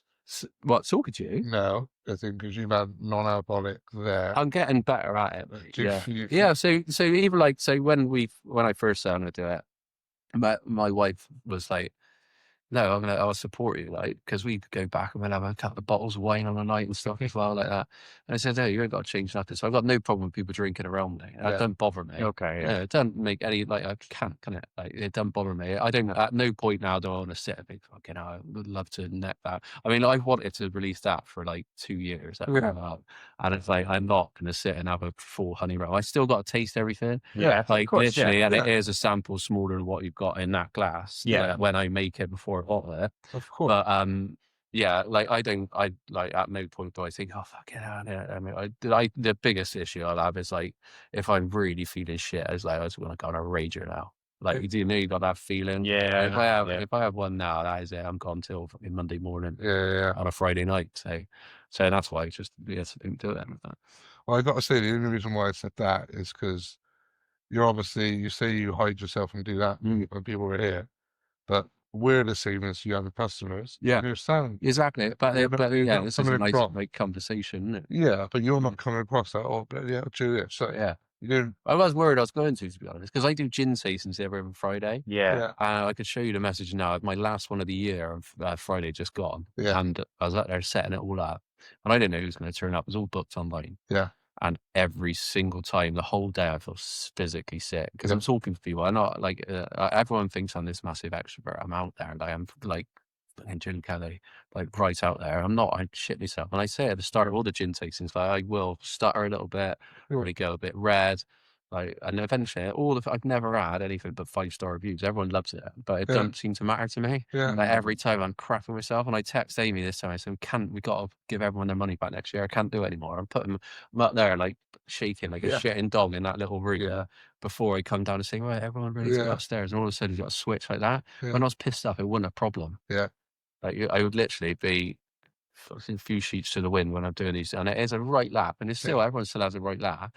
But I don't know how I got through a lot of them, mate. Because I was it shows that you can do without. Exactly. It's just, you can be. and it's the imposter syndrome, which I took to a lot of our people. Like, I constantly, like, I don't understand why people spending their hard-earned money to come and listen to me waffle on about gin upstairs. I don't get it. I still don't understand it. But then on the opposite, after all you've told us about all that, I can fucking get it. And that's what people see. Everyone says it. Everyone keeps saying it. Everyone will be seeing it through the lens of us rather than the lens of you thinking what we're seeing. And we get some like big sort of businessmen people coming here that run like £1 million businesses, and they come in and say, you're doing such a good job.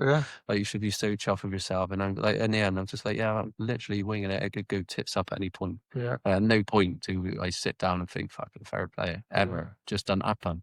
Just doesn't happen. So that's what I'm trying to sort myself out with. So then going back to the ice bath thing, fucking 5 to 6 minutes of like, I mean, so much pain and just breathing. I can't think of nothing else. That's why I do it. I get 5 minutes with nothing because my mind is a million miles an hour. I don't sleep at all ever. So it's like that ice bath. And that's why I start doing 2, because I was like, if I do it in the morning, it gets me going for the day. But by the end of the day, I'm so wound up. I just dive in there. It isn't very good for you, I don't think. Apparently, it's not the way forward, but I don't think doing multiple ice baths is bad, though. And mate, if you say it's stopping you from thinking about this and that, it is like a full reset for you.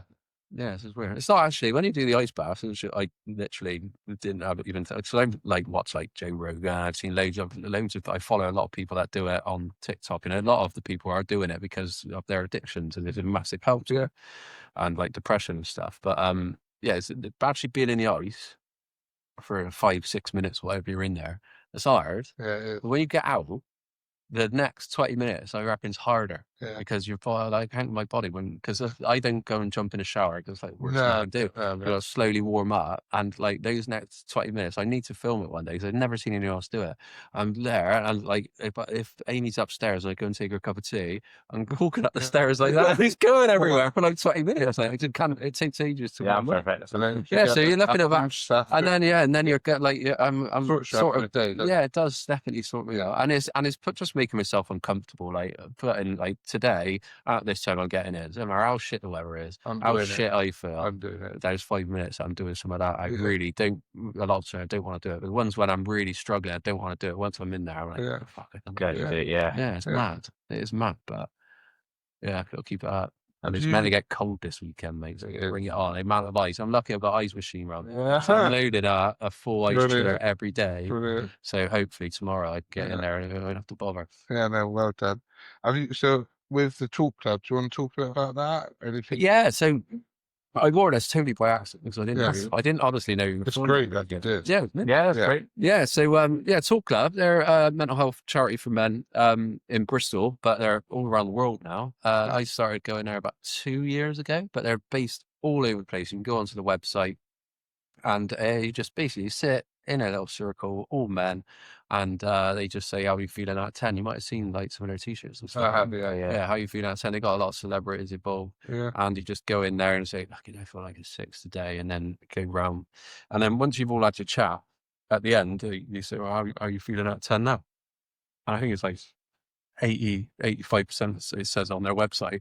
Everyone goes up a couple of numbers just by sharing it, and then and sort of helping each other out, and they talk to people outside of it as well, which is good. So yeah, something like I haven't been for a little while just because I've been flat out and I've been putting it off since not drinking. It's probably one of the better things to go and have a chat, which I haven't done. But I haven't got any in there at the minute, but they work with Bristol Beer Factory, and they make a non-alcoholic IPA called Clear Head. Clear Head. Yeah, Clear Head. So I got that on there. So yellow. So they donate money for every can that's sold to that. Oh, brilliant. That is good. You're right. Hello. I messed it up. My bad. Yeah, no, Clear Heads are in a lot of places, though. Yes, mate. Yeah, it should be. Like, and I love the texture feel on the thing. Again. So it was 0% mental health movement IPA. Brilliant. Yeah. So it's nice that like they teamed up with them. But yeah, they're it was a Bristol Bristol founded charity, and they're Talk Club on there. Yeah, amazing. Yeah.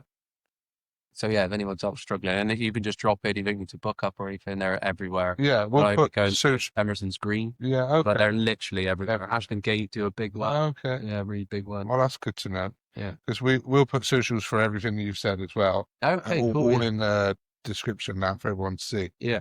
But no, that's great. It's great that there's a lot of things coming out. Yeah. We want to be something like that. Don't entirely know what we are yet.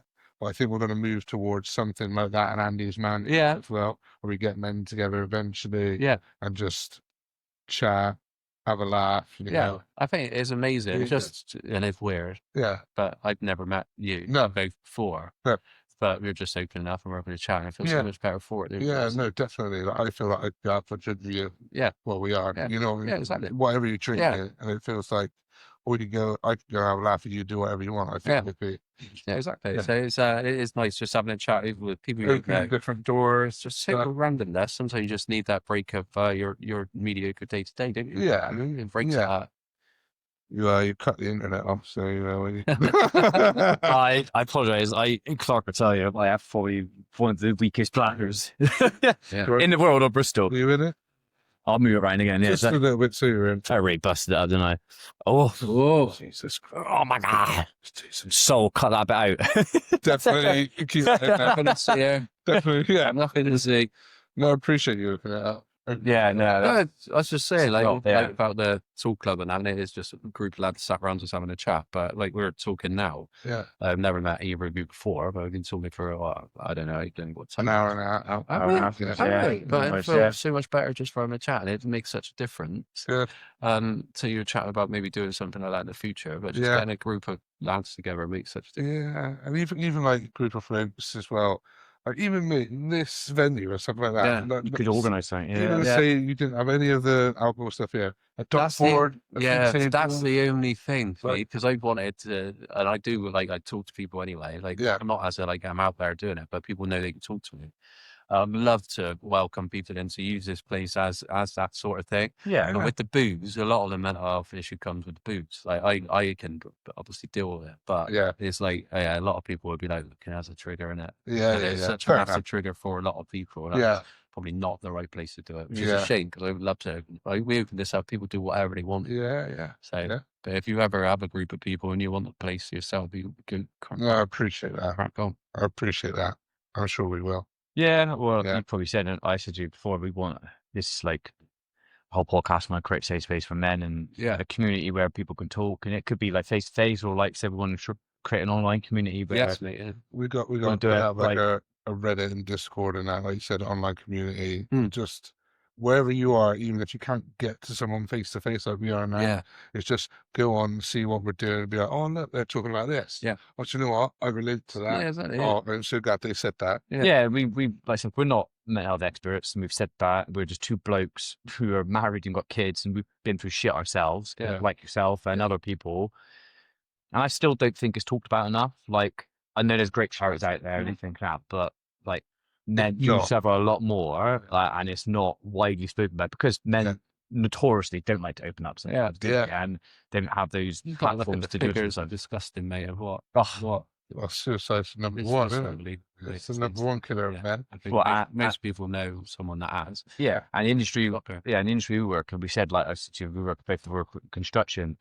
Is the biggest male suicide is construction as well, and stuff. And we're just trying to highlight it and be supportive as best as we can, and it's brilliant environment for people. Need more and more people like yourselves doing that, because it's amazing. And like it is mad, and it ain't talked about enough. And when people say it is, the numbers ain't coming down. So clearly not, is it? No, that's right. Yeah, you see the numbers coming down. You're all right. Do you know what, I don't know if it's true, but a lot of the stuff, I don't know the numbers and stuff, and people are getting worse. And I think, personally, I get worse by looking at social media. Like the algorithms. When I'm in a slump.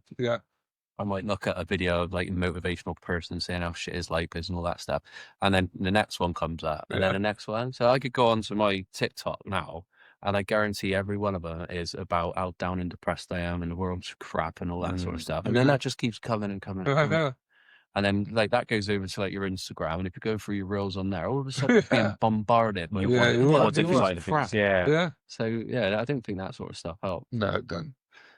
No, I just keep swallowing and liking those things. Keep going round. Yeah, but there's a little bit of that. Like I've been exactly where you are with that, and it's like it is depressing and it's down, but you're like, oh, someone else is going through it. Oh, exactly. Yeah, that's why you watch it. And that's why I found a few, like, I don't know, influencers or the people like the guy called Ice Bath Harry on TikTok, and that's what, like, I started watching him, like, and he's been getting in an ice bath for coming up 500 days now. To every single day. Impressive. And he's built a full community. He's got his own ice baths and everything now, but it's just to keep him clean. And his story every day, and it's like every day he shows up to do it. And fucking fair play. Like fair play to people like that. Yeah, definitely. And it's class. No, but you do it yourself, man. It's like 9 days, and you've shown up, and you said you're committed today with the weather, and you're doing that. So you've got pat yourself on the back as well, mate. Yeah.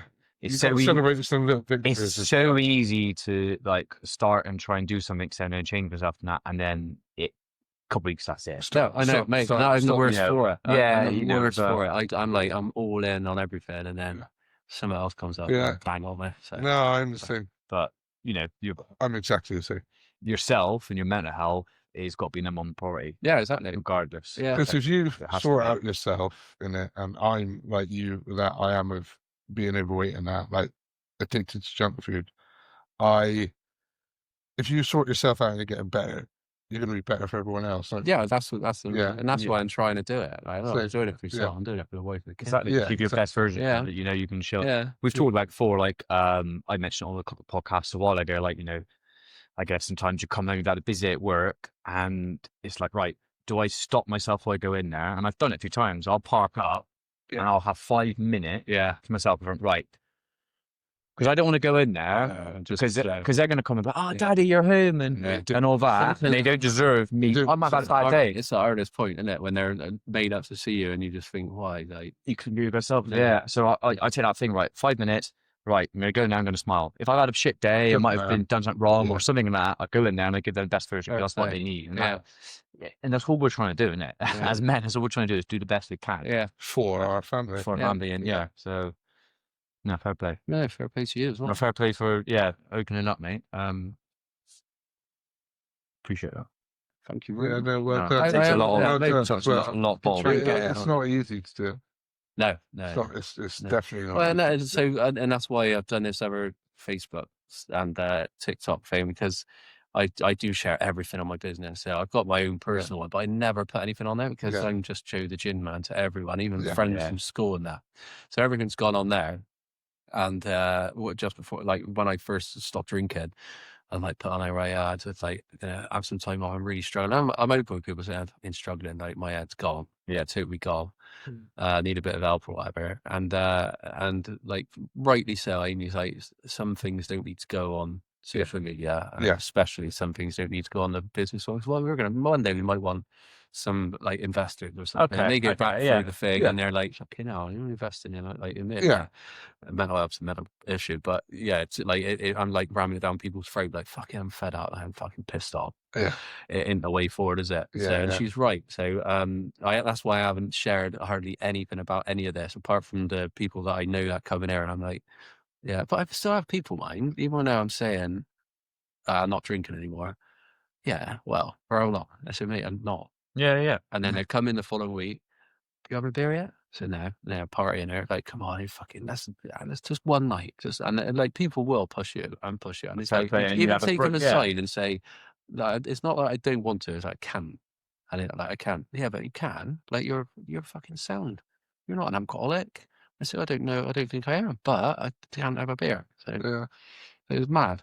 I'm wary of some people like that. I'm sure a lot of them are nice, but just like disrespect what you're doing, isn't it? Where you get people that are the total opposite, is like fair play checking on you every few days. You right?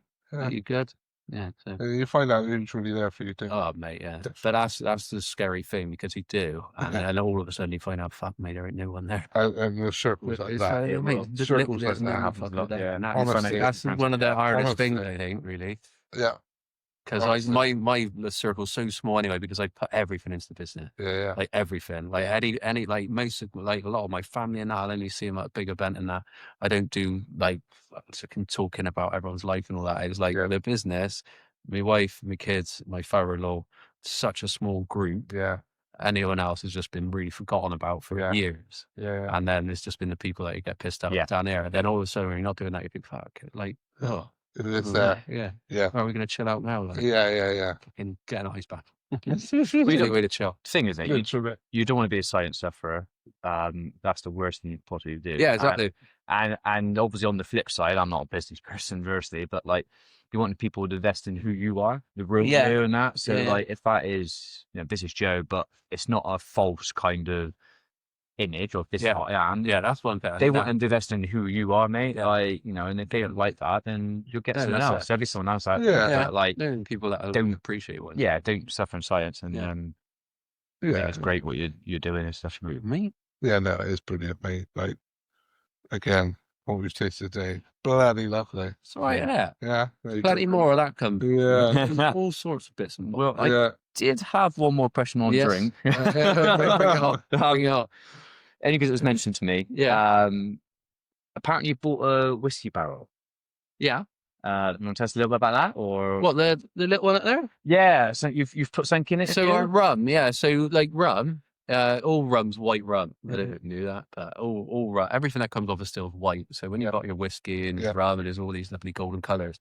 It's actually the barrel most of the time that's putting that colour in. So I obviously want the barrel aged rum. But because I'm unofficially the smallest rum distiller in the UK, and it takes me so long, I can't make enough white rum. I need to sell it basically to pay for all the fermentation and everything that's going on. So I've not been able to do it. But in February this year, I've got a little 30-litre barrel up there. So that is up there. Just I'm gonna open it and just have a taste in February, and then hopefully in like 3-4 years we'll release it, or I'd just leave it out there and see how long it goes. But the plan next year, because we've got a new way of we were buying these buckets that I've got down there. Yeah. We were doing all our molasses were coming in buckets. You've got to empty them out, clean them out, empty and do that. But now I get the molasses in IBC, and I bought bigger fermenters, so I'm doing it in a bigger way. So I'm making a lot more, especially in the run up to Christmas. We're doing Bath Christmas market. Last year we just couldn't make enough rum. We were 4 or 5 days with no rum. And then as soon as we put it in there again, it was gone. It was gone. Yeah, fair play. Trying to make loads. So next year we should be able to do a oak barrel per month, hopefully fill.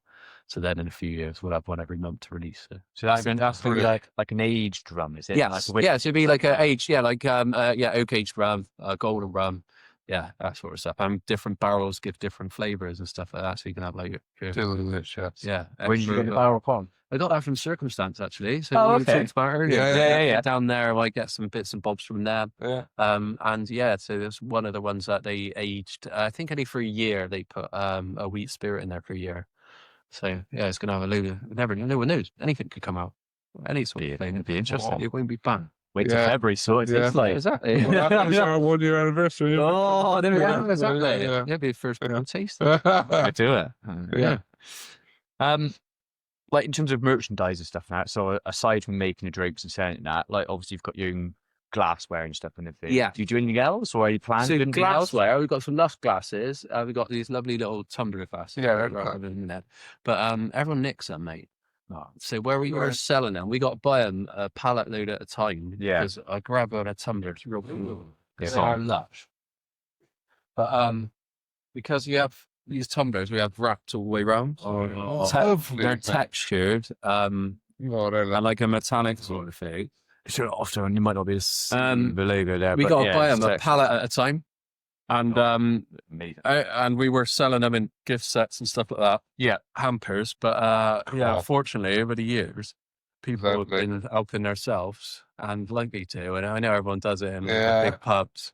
So we've got little signs off on the door and stuff over there saying please or no leave them. We're actually paying for this stuff. Yeah.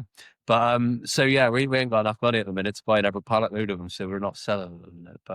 But we got bubble hats coming in the next couple this week, I think, with just our logo on it. Yeah. And then we've got these new people I was chatting about that are doing hoodies and t-shirts hopefully. Oh, okay. Brilliant. That's good. Yeah, nice. Just bits and bobs like that. And then every now and again, like with the laser etcher, we do like things like you can laser etch leather, all these things like laser etch all these, like whatever you want. That's a good skill. Basically anything really. So you just chuck logos on anything. And everything. Anything. Like that little where my darts are sat in there because it cuts wood as well. So you get plans and you can cut different plans out, build boxes and stuff. Really Joe the Gin Genius. Joe the Gin Genius on there. These laser etchers look amazing. We have to see that. Yeah, if you grab that one on the end, the rum on the end, you see Alfred the Gorilla on the top of that. On the top of the cork. Oh yeah. Different people's logos on the top. That's cool. That is so good. That's brilliant. That's amazing. Yeah. So what kind of how many local companies do you think you like support and work with then? Is there because I know you've got some snacks there as well, but is there specific, are they local or the snacks is the only thing we really need to look at, to be fair. They're like Booker's sort of, there's we just wanted some crisp really. That's fair enough. Yeah.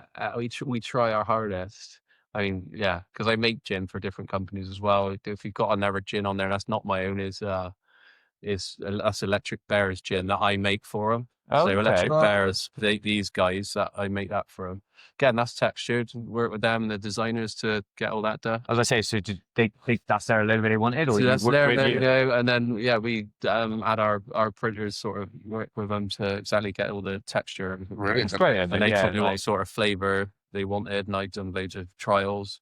and then they sign it off, and then I do that for them, label it, and they go off and sell it. How good is that? Like they help you, you help them. Yeah, exactly. We stock them, they stock us. So it works out a treat, really. It's really nice. So yeah. So we do that with like multiple different people. So yeah, we try and out. We got a local girl lives up the road, and she just started crafting like these little robins. So on the shelf over there is like ceramic robins. Oh, really? Oh, I see them. Yeah, she's got nowhere to sell them, so it's like bring them in, like we put them on the thing. And then a couple of weeks ago, we put it online, and she came in here, and she had like 20 women in there, and she taught them all at like a pottery workshop. Really? So because the place was going to be empty on a Thursday night anyway. Adele Morris. Like, yeah. It's really cool. They look great. They look amazing. Look how cool they are. So all the women, they're weighty as well, yeah, made it proper. But she showed them all how to do it. Yeah. So it's like little things like that. And there's some little woolly hats there that our friends, my wife's friend that she went to uni with. So they sit on the top of bottles. Oh, okay. Cool. She's a midwife. That used to work with Amy. She's off on the sick at the minute because she just had a knee op. So it's like crocheted, is it? Yeah, it's knitted. Yeah, knitted, crocheted, yeah. We said we'll take a bunch of them, and everything that we sell goes straight to her to try and get her through the crap sick patients. So, fair play. Literally anything. Anyone's got any idea can go for it. So. Oh, no. Quite funny that. Crochet Mason and Isla. So my wife's mum, Terry, she does knitting and crochet and stuff and that. Comes home the other day, and they've got a yarn of wool themselves. Yeah. And Mason's there. He's like, "Oh, Dad, do you want me to show you how to do it?" And I was like, "Go on then." And they're there, and he's, to be fair, they started to do that. And he made sure. I was like, "What are you making?" He goes, "I'm making my own wallet and stuff." Oh, he's like, you go chew through and back, I'm like, what? And he's like, fair play. It's like he's just learning it. He's like, it's clever. My little ones have tried doing it, and then my mum would come over, and then within a half hour they forgot how to do it. Yeah. It's easy done. Yeah, it's I love it. Yeah, definitely. It's fun. Definitely. Couple of last kind of like things on it. So. My inside source, I'm going to call him out. Inside source. Liam. Yeah. Liam Strawford, calling him out.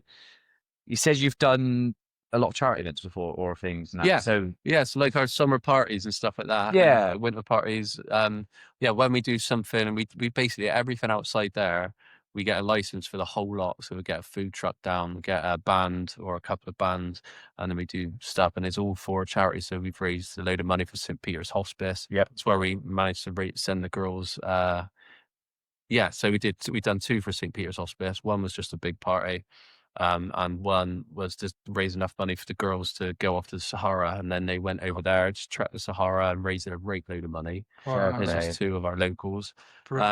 We've done, what else have we done? We've done the Grand Appeal stuff. Okay, the water stuff with the kids and that. So we've had that, and then we did what did we do this year? Another one this year. I was a hospice that looked after my granddad before he passed away. That hospice, we raised a load of money for them in the summer as well. So it's just so you do it, and we get about 300 plus people outside there, and just go bananas. 2 bars out there having an absolutely amazing day, and raise a load of money. We just do raffles, and all sorts of bits and bobs. Really, anything to raise some cash. So it always gets really well supported. It's all free to come, and then it's buy your food, buy your drinks, and everything. Chuck some money in the bucket. Oh no, that's great. Yeah, we definitely want to we still want to get involved. Yeah. I mentioned to you before the last guest we had someone Clarke knows, and that Chris done a charity events, and so we could get into we could do we want to do events ourselves, get into Tough Mudders and raise money for things and stuff. But I always thought you can have the charity event on. We could do the podcast in the background, like a live stream podcast, something great. And you get people just to drop in and have a chat with you. Exactly, I've seen people doing a networking event. I've done a couple of them, and they've been set up, and then 2 people chatting, and so do you want to come in and have a chat? And then and it just flows then, doesn't it? Yeah, it does. Yeah, it does. Yeah, it's definitely worth doing. That's good. It's a good show. Could collab, maybe some stuff. I love a collab. We come down there, we could have it, and people could come and talk to us, and we could have the charity event going on out there. Talk about it. 100%. Honestly, just give me a shout. I told you WhatsApp's definitely better. Yeah. Right. I'll give you a number so we can all chat. Create a little group, and just bounce off each other. Yeah, mate. No, that'd be nice to do something. Yeah, hey, we, like I said about Adele with the stuff, because we pay for rent, and this is what I don't understand why more people are doing. We're paying rent for 7 days a week. 365 days a year, yeah. But some people work Monday to Friday, shut the doors, and that's in it. And the place is dead empty. Yeah. So if I'm working till like 6 o'clock at night on a Thursday, Yeah. and someone wants to use the place on Thursday night at 7 till 10, like why use wouldn't it. you want just use it? Not Yeah, charge exactly, it to you. Like, it just doesn't make any sense. Because you're paying it already. So And then, like, well, how much the lights don't cost a lot of money to put fucking lights on, does it? So if people are going to buy a drink at the same time, and sort out someone like that, so just give us a shout. No, we will do. Use as much as they want to use it. And how good does the lighting look? You said you were worried about the lighting before. Look at it. Really surprised. I thought it was going to look a shocker. See Sean's eyes. Yeah, we can definitely see that. You know what? One of those filters. I took a photo earlier, right? So the football group, they were like, "How is it? How is it?" Stuff. And I took a photo, and it's literally like a bit of my like moustache and goatee bit there and that there, and someone just said, "Google Boy George" is all they said I look like. Yeah, I know the exact picture. It was, I was like, oh god, so I'm getting all the load of banter on that now. You sat around that side, to be fair. I actually, felt on that, didn't I? Simply votes. Okay, so It's got to be. I always sit this side, don't I? Generally to the camera, do, you sit that yeah. side. That's probably why I felt like I did it. But okay, so kind of like the future then, I suppose, of like Chew Valley. Yeah. Any kind of plans for obviously expansion of a bit, sort of like kind of drink ranges or anything like that, or anything?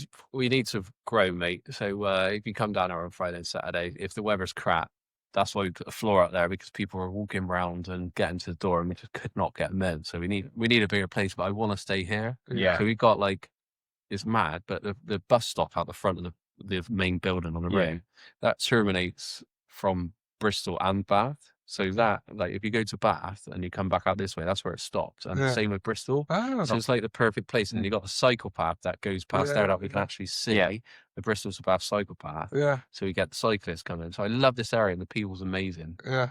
So I'm waiting for one of these units, hopefully on this site, to come up, but some of them are double unit. Okay. So don't have the middle wall. So then this, we're always going to keep this, regardless, even if it's for R&D or as like the tap room thing, because we've obviously invested so much money into it and people know we're here. But we need to, and then when we get a bigger place, we can get bigger still, make more rum, and then I want to go into vodka and I want to go into whiskey as well. So the next size still, like enable to do different spirits too. Yeah. So that's the ultimate plan for us. Brilliant. That'd be great, mate. Can't be that many multi-drink distilleries around though. Like local, is there? Yeah. If anyone's got a big enough still, it makes sense to make lots of okay, I get that. Yeah. But you tend to specialize in one thing or the other normally. But nice to be able to have a bar that everything on their mind. Yeah. Mustard, wouldn't it? Oh, that'd be amazing, mate. Yeah. And then you could just carry on supporting like the people that we are, really, people. So just try and spread the word of anyone out there. Especially like new people like the Bristol Bee Company. Definitely. They're absolutely spanking, working his balls off. So if we can get his name out there. So we're going to run a competition, I think on Monday or Tuesday, just to try and boost his followers a little bit. Because he's spanking. I love his logo as well. Yeah, it's class. You see that logo really smart. Yeah, that's amazing. So really good. Yeah, little collaborations like that as and when they come. It's nice to get out there and do some stuff. And next year we need to try and just get on the road a bit more. So I was building the floor throughout the summer. So we didn't do like festivals and a lot of that sort of stuff. So just do a lot of that next year. A lot more getting out there and getting the name out there a bit more. I think. Yeah, for sure. That's the plan. Okay, no, we'll share all your stuff now, and we'll make sure we add you on social media. Yeah, we'll just share. Yeah, definitely. 100%. Yeah, love it. Yeah, for sure. Definitely a few collabs in the honestly, well, up for it. Same. Yeah, keep me busy. You got me busy. Yeah, don't worry.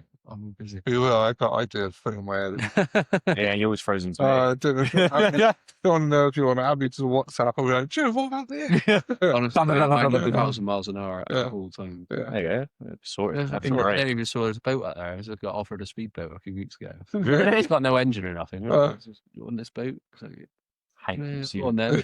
Back and Amy was like, "What are you doing with that?" I said, "Well, it was free, isn't it?" So I was like, "Yeah, we can send people down the road." Spend a load of time and money on it. Yeah. Sat there filling up with water for the last few weeks. Might be another project for next year. See what Take it to Kate to me. It's flooded down here. I need to try it. Crikey. I need to try and see if it actually floats before I spend any money on it. Yeah, well, yeah. That'll just be a brilliant video because I'm known as Captain Chaos because everything I do goes to shit. Yeah. Everything I do goes to shit. Yeah. Like that horse box. So that horse box, just quickly, we went up to past Bradford to buy this horse box bar. So we set up this bar. I'm not doing any of that work. It's class. Looks amazing. Got there, and as we're driving out, I was thinking, fucking hell, to my father-in-law, what a result. But half an hour down the motorway, and one of the wheels fell off. Never an hour, and like then we had to pull over because we didn't know why it come off. AA was there at the service station. Everything seized up. So then we went a bit further, and never wheels come off. And then eventually we got back here with 2 wheels, and then I parked it up. It took us hours and hours stopping at every service station. Yeah. And I went out there the next day, and it's pissing down. And I opened the door, and it's just flooded. I was like, "What the fuck?" And I pulled this netting back, and you could see the sky. So we stripped this thing down, which I paid good money for, back to this bare frame. And that's why I taught myself to weld and all that. So we rebuilt it, all the drivetrain, everything from scratch. And that took us sort of like all summer. It was a fucking night. How good does that make you feel now? Like, it's nice. It's like a lot of effort and work. Luck all the time. Isn't it? You make your own luck, don't you? You do, but it's like, if something go wrong, it will go wrong. That's like a comment there, like, because you get that shit, that bad stuff about you, and you just like instantly, like you said, it'll hit you mental health and everything. He's like, fuck. But keep persevering and do that, and then the other side. That's a good way to react. Amazing horse spot. Yeah. You could have just scrapped that. Yeah. Like when I was stripping it down, my father-in-law luckily come around the corner and he said, "What are you doing?" I said, "Well, it's got to get back. Like it's no good to nothing, is it? It's no good. Are you sure? Can't you? I said, "It's good to nothing." I said, "I'm cutting it up." And he said, "No, let's just have an hour. Let's just see. I ain't got no money. We ain't got to spend no." And fair play to him. I was just going to cut it up and get someone to come pick it up and turn it to scrap. Yeah. But we ended up, and we had a bit of a laugh doing it as well. But, brilliant, making a wicked horse box out of it. Yeah, it is amazing. Bookable. If you want a horse box brought to you, any event, we can bring a whole bar. Any event. I like that. It will be whatever the socials. Gin, rum, craft beer, a lot. Bring a lot. Everything local independent. Bloody beautiful. So what's the plans for 2026? What are we looking forward to? Anything in and moving? We ain't got anything booked up yet. No, not properly. It's no, which is quite nice to be fair, because sometimes you like keep booking things up and it's just a constant panic. So it's just relentless, isn't it? So no, we're going to be looking at hopefully more festivals and different things like that, like bigger size festivals. And just wait. To be honest, if we can keep the doors open, it's happy days, because that's what the business is like at the minute. It is one day to another. So if we can get through another, because we know like this budget, and I know it's boring. I hate politics and stuff. It's going to be shit. Yeah, it's going to be extra shit for spirits, because it always is, because we pay more duty every year regardless. Yeah. So and then with the costs and all the taxes and stuff. So if we get through 2026, then we're good. We're good. Hopefully. We say that every year. You got to say that every year. Exactly. Yeah. Exactly. Yeah. But exactly. Is we are still there. It'll be 6 years officially February, but 6 years to start. Brilliant, mate. That's brilliant. Well done. Yeah. Yeah, there's no point in bullshit. And you say, next year we're definitely gonna have a distillery. We're gonna build our way. We're gonna do this. It's like, no, we just need to fucking survive, mate. And that is, I think, so many people out there relate to that. It is just survival time. Shit. Yeah, that's what it is. If you were able to get like another unit, do you think that would help you massively? Yeah, I do. Again, it's an investment though, and it depends how much that investment's going to cost me, and how much of a slice they want of the business and stuff. Which again, I'm really, really like not happy about putting anything up, because we've just worked so hard for it. Yeah, sure. Yeah. I know there's different ways people do different things, innit? Some people are literally building a business just to flog it as quickly as they can and make some money, and I'm doing it to hopefully hand down for a put generation. the heart and soul into it. Yeah. So, you can clearly see that. yeah. So if I borrow someone, random person's loads of money off of them or a bank, and I then leave that to my kids and then to their kids, hopefully, it's like, let's just try and just do it nice and slowly and be there. They're doing it the right way, mate. But look how far you've come in 6 years. Like, Yeah, exactly. You've got to be proud. Yeah, It's going to lead into my last question, but like, you've got to be proud of what you've created from something, well, an idea of just doing something for your dad's restaurant to where you are now with amazing bottles, working with local companies. You've got great people around you. You've obviously got a great family around you, mate. Definitely, yeah. You've gone through bad times and there's good times, but you're still here. We're sat in the tap room now, recording this podcast. Yeah, and it's fucking amazing, mate. Like, you got, little that's the thing, isn't it? I learned. You've got Grace and Louise, it's crazy. So when we finished that floor, we went on holiday just after, so it was all finished. I went on holiday just after, and I was going back for all the photos, like saying to Amy, like, I got to try and find a photo when we first moved in here. So now, and that was the first time, it was like, wow. And I did a video and everything, and then I got pissed up. I lost my phone. So I never posted that video, but that was the first time I sat down and I was like, it does look mint. It does. It's done a really good job. So my last question I had on that was just like, what's the best thing about being, you said you worked at Airbus 15 years. Yep. Obviously that's up at like Filton. Yes. My dad worked for Rolls-Royce for like 45 years and stuff. So people don't meet. Yeah. So you made that big jump. So what, like, out of everything we've talked about and all the experience you've gone through in the last 6 years and everything like that, what's the best thing to you of like being the owner of, Chew Valley. Yeah. The best thing that we've had happen to us by doing all this as a family is got to be the people we've met. Because like let's say them customers, but they're not a lot of them, and like they ain't got to come down here every weekend, but they turn into like real close friends to us, like really, really thick and thin, like, and that sort of stuff is like it's priceless. Our paths would never cross if I stayed at Airbus neighbours to that, and you just don't know that stuff's going to happen. No. So that without doubt, our customer base is just amazing. So I think that just shows a lot of people that you're how great of a person you and your wife. You are. Yeah, guys are. Yeah, it definitely is. It is more about, because it's about serving the community as much as anything else as well, isn't it? But when there's no, I would never. I'm not the sort of person that I say, what's the best thing that's happened? I got a new van or that. I'm not that sort of person. Not that person at all. But that is, I think Amy would say exactly the same thing, that we've just got such amazing relationships we've made out of doing it. And even if it went to shit tomorrow, we know these people will be with us forever, the rest of your life, regardless. They're not with us just because we make decent booze. Like look after them every now and again. They're probably mates. So, that sort of thing, I think, which is. It's a nice one, isn't it? Yeah, it's brilliant. And that's why I opened up to the public. I was in there distilling on my own, like 6 days a week, and it's literally me. Sometimes I have my dog down there, and Amy had no reason to be here because we didn't have an office or anything, so she'd be working at home. Yeah, and it's like, fucking hell. And then we get to the winter anyway, come in here in the dark. There's no windows. Go out in the dark. Yeah. It's like you slowly start going mental. So by getting people in and like seeing and actually talking to them, get that game changer. That's talking as a game changer. Yeah, and I went from Airbus. And I was running a team of like 20 people, traveling. I've done a lot of traveling with them to Seville and Toulouse and stuff. But every single day I was surrounded by lads and just having a bit of a laugh. And you go from that to literally the next day on your lemon. All week and working twice as many hours for no money whatsoever. You've given up an amazing job, and then you're not even talking to anyone. So, it was crazy. That was the hardest part. It wasn't about the money. It was about not having camaraderie and Atlanta about really. But you've got to look at what from that, mate. You've got to look at what you've created.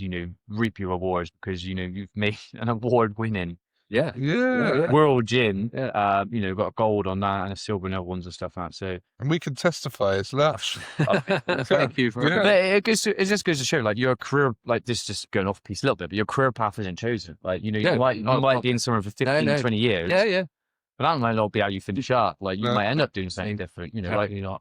I mean, there's things like actors, isn't there, for example, who were like Gerald Butler. Gerald Butler was a lawyer, and Morgan Freeman did become an actor. He was really like in his 60s or something, but like face. Well, There's loads of people. And I can, I left Airbus because like I was in the managerial role when I was leaving, and the next step was literally management. I was managing the boys on the shop floor, but the next one was like, no, your meetings and that just don't appeal to me. I'll go stir crazy. I've got to be touching things and getting involved.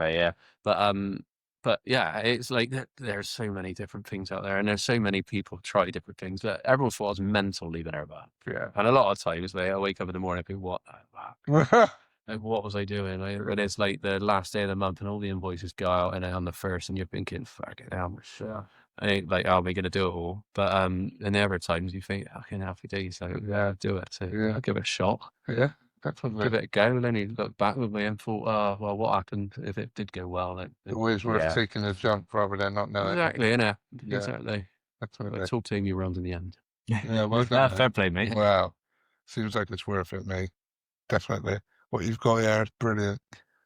Well, it's meant to be my man cave, and I just invited every fucker down. Sometimes you need to do that. You need to company around you for your man cave, mate. Yeah, you too. Yeah. It's turned into everyone else's. Yeah. The village man cave. Great one, man. Yeah, it's not a bad thing. Sure. Have you got anything else you want to get off the chest for a second? I just want to say thanks for coming out. It's been nice chatting to you. Thanks for coming on, mate. Yeah, honestly, we appreciate you. You need a little chat now and again, so appreciate it.